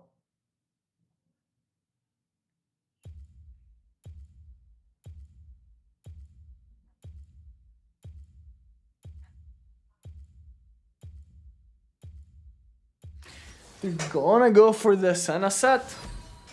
They could still pick the Nautilus, maybe send him jungle, but I doubt it at this point. I think Nautilus is gonna go undrafted this series. It's probably gonna be Galio support with Xayah ADC. Good Xayah choice here because the ADC pool was already quite pinched. Not many great ADCs left up.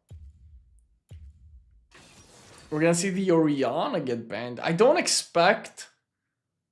I'm not necessarily expecting Orianna to be picked. I would probably. I'm not sure if Final Wax is a big Lilia player, but I would expect the Lilia jungle here, to be honest. Lilia would go super hard. And if they're gonna pick any type of mage, I could definitely see like maybe Lissandra, maybe something that can like have crowd control. They probably don't want to go for like a typical mage. The problem is most bruiser AP champions like the Gragas, like the Galio have all been picked away.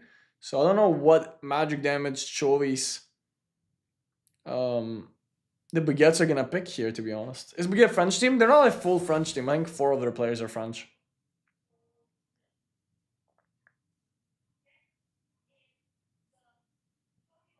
Mordekaiser and Malphite are gone. Mordekaiser have actually been good for the Baguettes more than anything. Are we gonna see Gnar pickup? Volibear pickups. They have huge engage with Volibear, Shyvana, Galio, but it's not solid, reliable engage that's gonna find you crowd control. So how are they gonna get on top of the Senna? You might see the Gnar for the other side laner, but what magic damage dealer are they gonna pick? Are they gonna go for the Lilia Gnar? They could go for the Lilia Gnar. Yeah, we're in the finals and it's 2-0 for Team Baguettes. The Amumu for the magic damage. I'm expecting the Lilia. Maybe they just don't take magic damage at all, but that would be surprising. The Lilia would do wonders here. Final Wax, lock the Lilia, dude. Lock the Lilia. This is the biggest Lilia game ever. Bro, please pick Lilia. What are you doing? There we go. The young Lilia. Next, my head was covering what he was gonna pick the entire time. Dude, I'm like calling every draft, by the way. I'm like 300 IQ or what? And here comes the Lilia. A brand has been picked up. That's a huge brand pick, by the way. Huge brand pick to counter this massive front line from the Baguettes.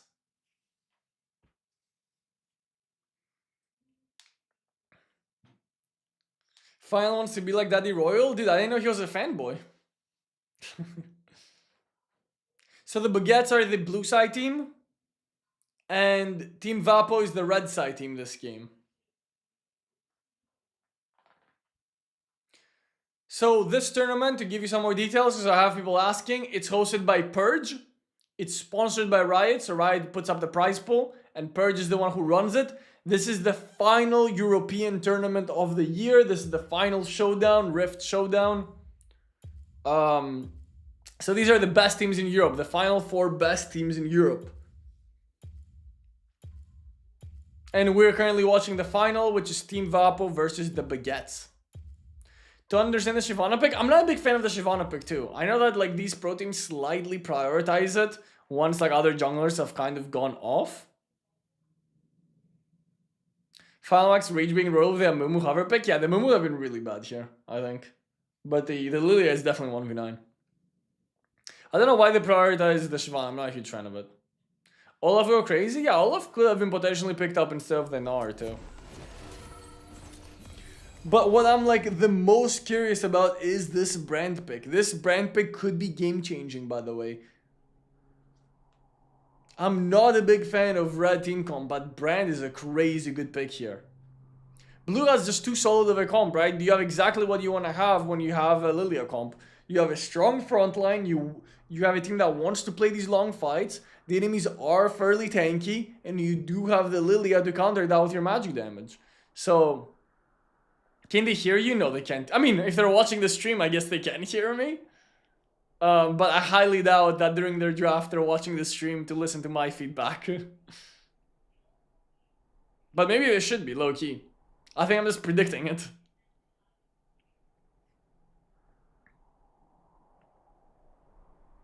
So now we're gonna wait a couple minutes for competitive integrity purposes, so that obviously they can... So I stopped giving feedback, I guess. So they don't see like where lanes are going and stuff like that. So it's best of 5. It's currently 2-0 for the Baguettes. And the loser side, whoever loses picks side. But they keep picking red side. They're losing and they keep picking red side. Also lag. Is the stream lagging? I hope not.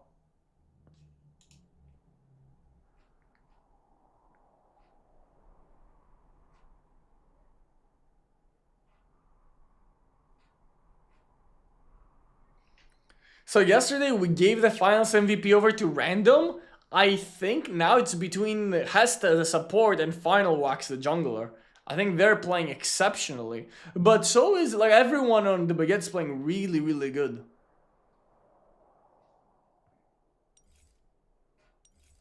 Everyone on the Baguette's playing really, really good. So, like, I don't know who I'd give the MVP to. Also, after this game, we're gonna do a giveaway for icons and icon borders, so stick around. Don't leave just because it's over. Welcome to Wild Alright, let's see it.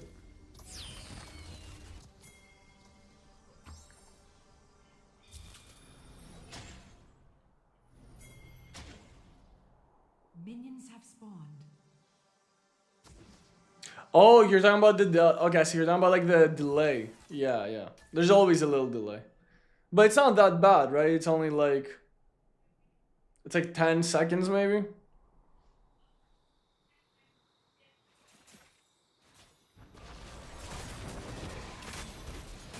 Okay, so for matchup, they're just doing the standard 1-1-2, but they've sent a Gnar mid lane to face the Brand. Strong level 1 from the side, just running down the Xayah, who's gonna be forced to base right away. They did manage to push the first wave, so they're not gonna be denied too much. They're trying to freeze this wave, but the minions are too low HP, so it's not gonna be an easy freeze by any means. Yeah, they're not gonna be able to freeze to really freeze. So they're likely... Xayah might miss one minion here for that trade, for that bad trade. Maybe he doesn't miss any minions. Oh, he's not gonna miss any minions. Okay, not that bad then. The junglers are looking for full clears. We're probably not gonna be seeing much action in the early game since both of these junglers want to AFK farm.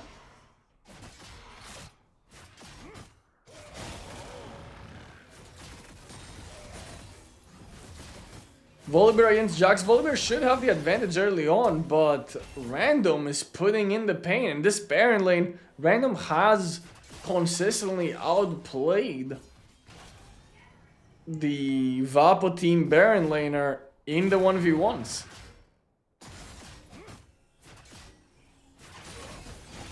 Those Arms are looking for a full clear, playing towards their strong side. Really, really good trading from Josh and Hesta in the dual lane. Brand's actually going for phase rush. That's actually really interesting. And Lilia is looking for a dive. She's level 4, no level 5 on the Lilia yet. They're looking for a poke initially. Can they? If they don't have enough damage, they do find their big turret shot on the Lilia. And Galio will flash for the trade. He has no mana. He's not gonna be able to get the side, and that's 2 kills going over the Baguettes. They were able to get such a strong early game lead from the really good trades of Josh and Hesta, and Final Wax is gonna go there and clean up. Very well played in that 1v1. And they're saying, no, we can't do this lane. It's too weak for us. We're gonna go mid lane. We're gonna send the Xayah mid lane. We don't want to face the Sett Senna duo. Jax is jumping on the Volibear. This is the one lane that they should be winning. And yes, Volibear is slightly ahead. But it's not really making the impact that it needs to happen for Vapo to do anything. This is their one winning lane. Final Wax is getting the Raptors from the Shyvana. Very good counter jungle there. And then he's going to immediately go and get his Raptors. Okay, he dropped the ulti on the Xayah. Mega Gnar is coming in. Xayah doesn't have ulti or ghost or flash, but the Shyvana is there to stop the play from happening. Brand and Galio are stuck in this 2v2, which should be okay for them. But obviously they are in a disadvantage for the most part. Xayah's trying his best to survive now against Gnar. He's very poked down. There's no more Mega Gnar, so not much to worry about. Lilia is gonna grab his blue buff and then go over these Raptors. Keep in mind, he did steal the Raptors from the Shyvana.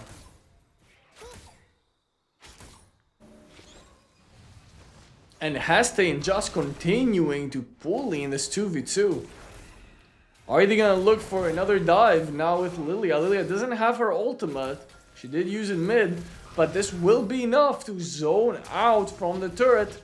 Xayah also does not have priority against the Gnar, who will roam down. He's looking for a small trade. Galio is about to go down. No mana on the Brand, who has already committed the ultimate. And they're just able to completely punish in this dual lane. Better individual play, and they just understand their matchups better. Their team comes also stronger in the early game and outscales. So this might just be a 3-0 from the Baguettes. Keep in mind, after this game, we will be doing a giveaway, so stick around for that.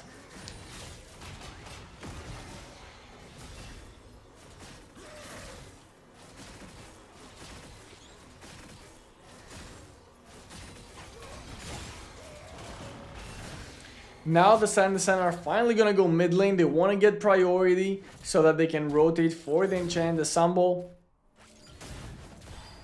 They're gonna leave the Gnar in the dual lane. But now, since there's no TP on the Brand, right? The Gnar does have TP and can join the enchant ensemble. The Brand laning here against the Gnar is not gonna be very useful. A rotation is coming in. Try and catch out the Brand, but he won't be able to do much. Flash on the Brand. His ulti only finds the Senna, who flashes over the wall to make sure she doesn't get caught out there. But with the Brand ulti down, they will not be able to contest this assemble. They're just trying to defend their blue buff. Falmax is looking in the Baron lane to defend the Jax from any potential Volibear dives.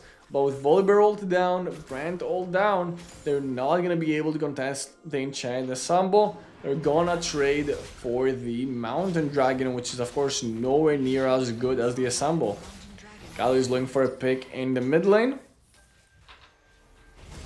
And they're going to be able to secure a trade, which at this point is the best they could hope for, realistically. Lilia is double camping this Crab and the Assemble. He's looking for the Volibear, but he's basing on the bush.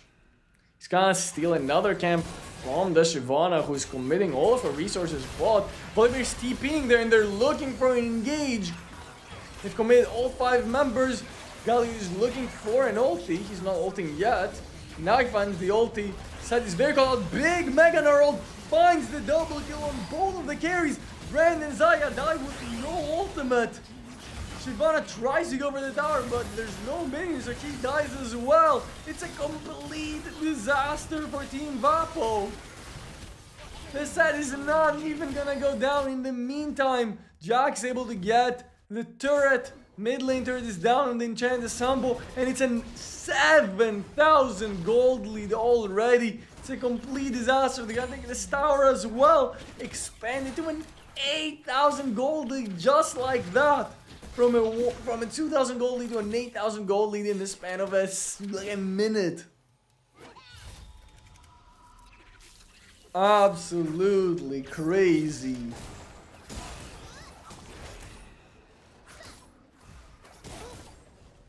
Very well played. What a Mega Gnar ult from Patras. Absolutely incredible.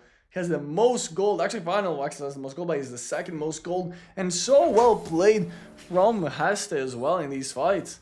He managed to survive once more on the set. It's honestly hard to say who's playing the best from the Baguettes. They're all playing so good. And now the Jax is just so far ahead in gold that he's winning the 1v1 against the Volibear, which is the one winning lane that Vapo had. And here comes the solo kill from the Jax. The Xayah cannot clean this up. She might die as well.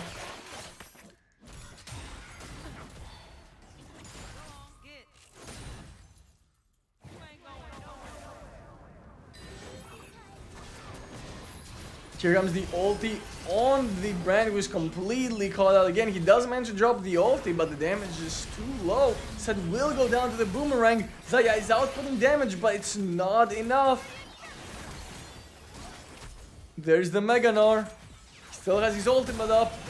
Lilia is doing too much damage. Here comes the Mega Gnar ult. He flashes in for the Xayah and is able to escape.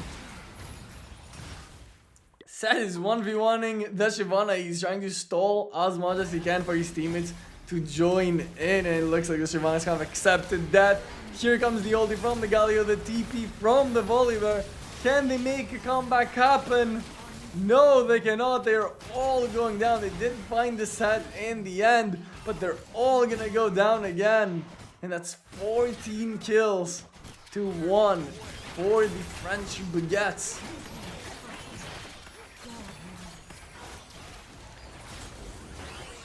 And now it looks like they're gonna slowly push for the inhibitor. They could go for the top tower as well, but I think at this point, they've secured their victory.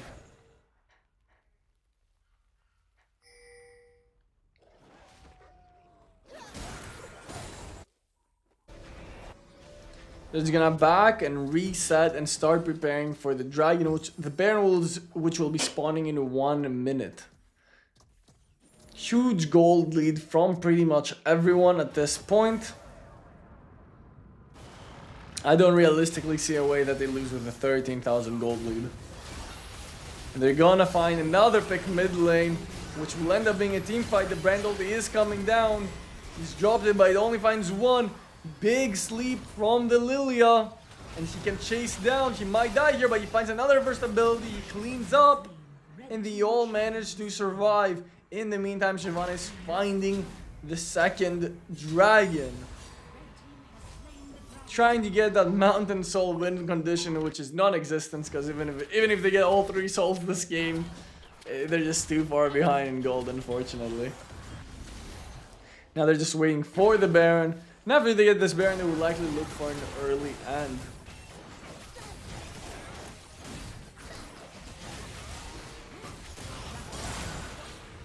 Okay, they get a shutdown on the Gnar.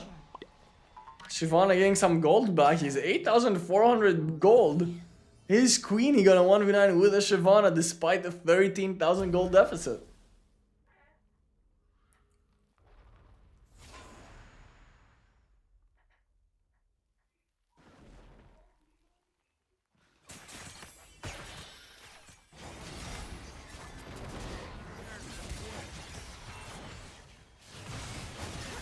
Okay, why dodge?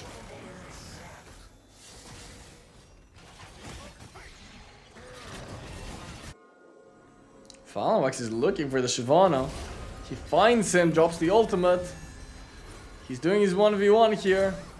Oh, he flashes away, but he flashes right after him. He's able to just chase him down. Rip. And I don't think they're going to be able to defend this Baron push. And this will probably be the end of the tournament. The Baguettes are gonna be able to do it. They're gonna be the European champions, the whole region of EMEA. The whole region is gonna bow to their feet as they're looking to close down the series and become the best team in Europe for 2025.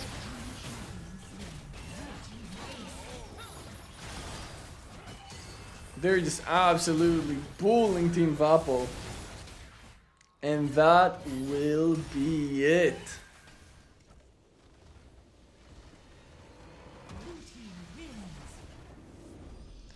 Absolutely demolish them. That's a quick 3-0 for the Baguettes. What an amazing tournament. Oh la la, the Baguettes.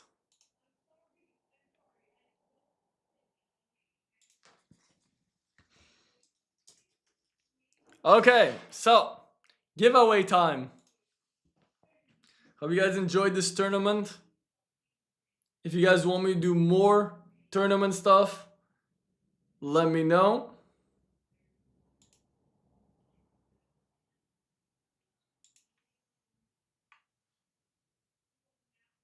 But now it's time to do giveaway time.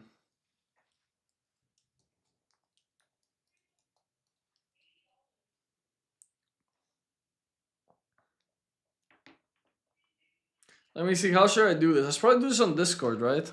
To make it easier and more fair, because last time it was like kind of clunky.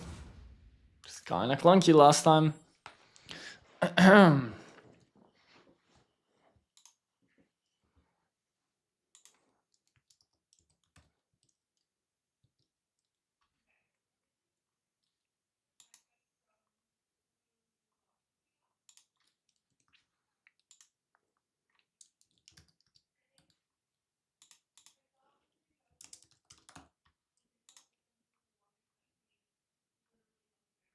Okay, so we're gonna do the giveaway on my Discord.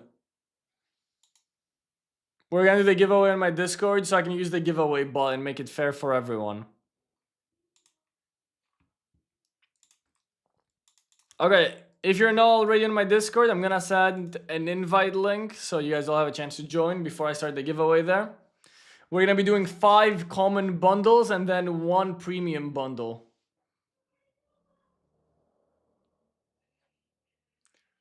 Who would you prefer, the Baguette or Starting's team? Dude, I need to see them play. I don't know. They haven't played. We haven't seen NA versus EU in years.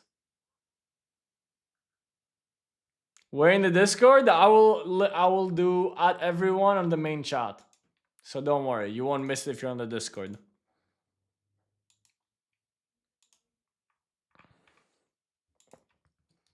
I'm assuming everyone has joined the Discord.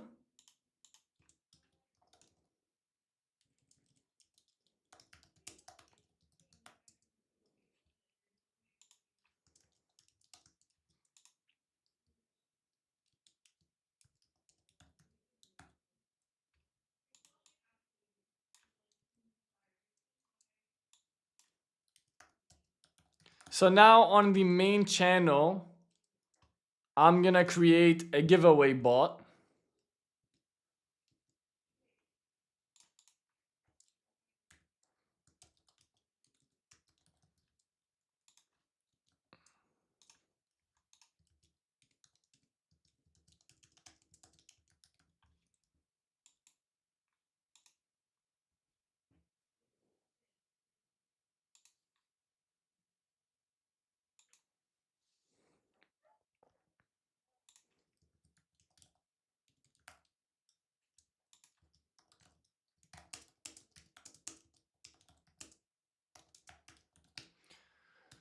Okay, so I've added everyone. The giveaway's in the chat, on the main chat on Discord.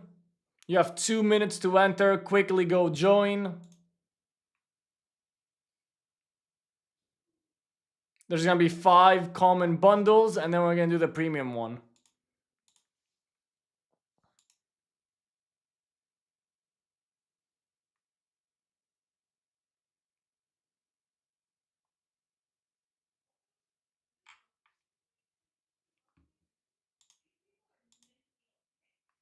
I don't have Discord, bro, then I'm sorry, you can't join the giveaway.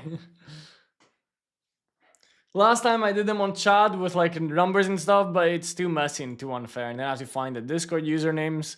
If you don't have Discord, I can't even give you the prize because they're given through like Discord. I know why everyone's typing hi, bro. Just enter the thing. Click to enter the thing. Click the emoji to enter the thing.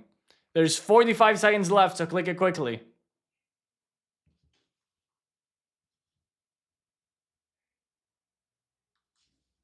It's a bot doing it, so I can't rig it. 30 seconds left until we find the giveaway winner. And keep in mind that after this, we're giving 5 common bundles right now for this giveaway, and then we're gonna give the premium one.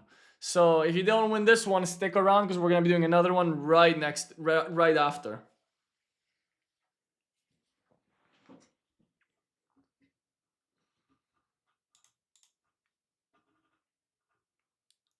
How do I join? You just click on the emoji. You click on the emoji. I added everyone. It's called #chat.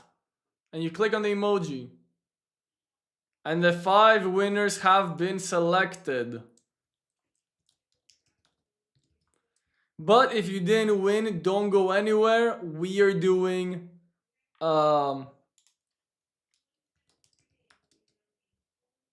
we're gonna be doing one more for the premium bundle. So if you're not on the Discord, make sure you join the Discord. I'm gonna post in the #chat channel, and all you have to do is react to the emoji. Click on the emoji.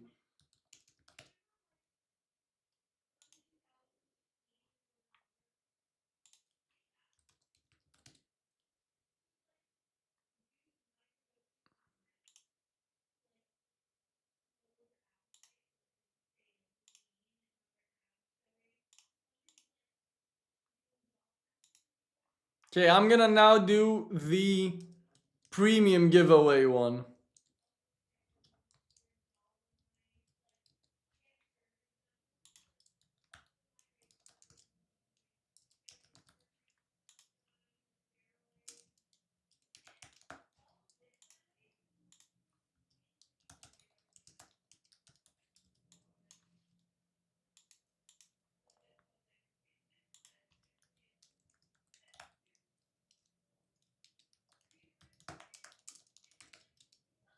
Okay, so go on the giveaway bot and click on, don't react with your own emojis, click on the react emoji.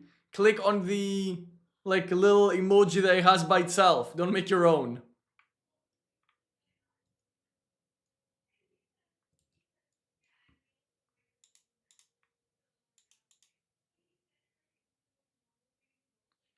Now we're doing the premium bundle winner.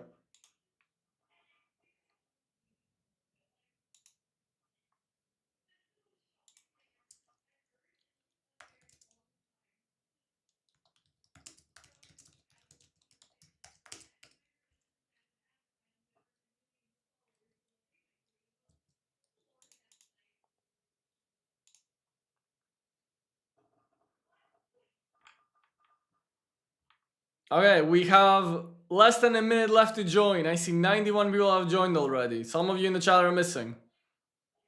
Discord link, I linked it right above like a second ago. How do you not have the Discord link? I'm linking it again, quickly, quickly. It's my Discord. I guess you probably just joined.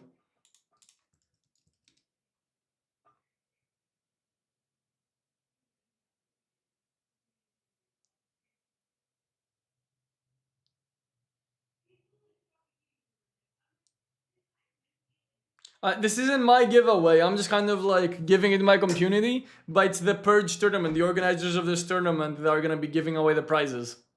I'm just gonna be giving you guys. I'm gonna be giving them the Discord usernames of the winners, and they're gonna be contacting you for the prizes. 5, 4, 3, 2, 1, and the premium goes to whoever this guy is, because I have streamer mode and I can't see.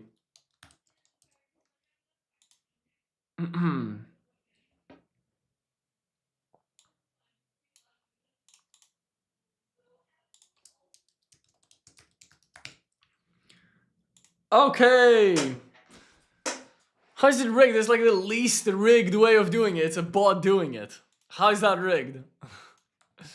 I thank you everyone for watching. I hope you guys enjoyed the tournament, and we will return with some ranked gameplay next week. I hope you guys enjoyed the rest of your week. If you're watching me on Twitch, I'm gonna send you over to my wife's stream. Go say hello. She's playing Pokemon Legends Arceus right now. Go say that Royal sent you and that you love her and that the stream is awesome and stuff like that.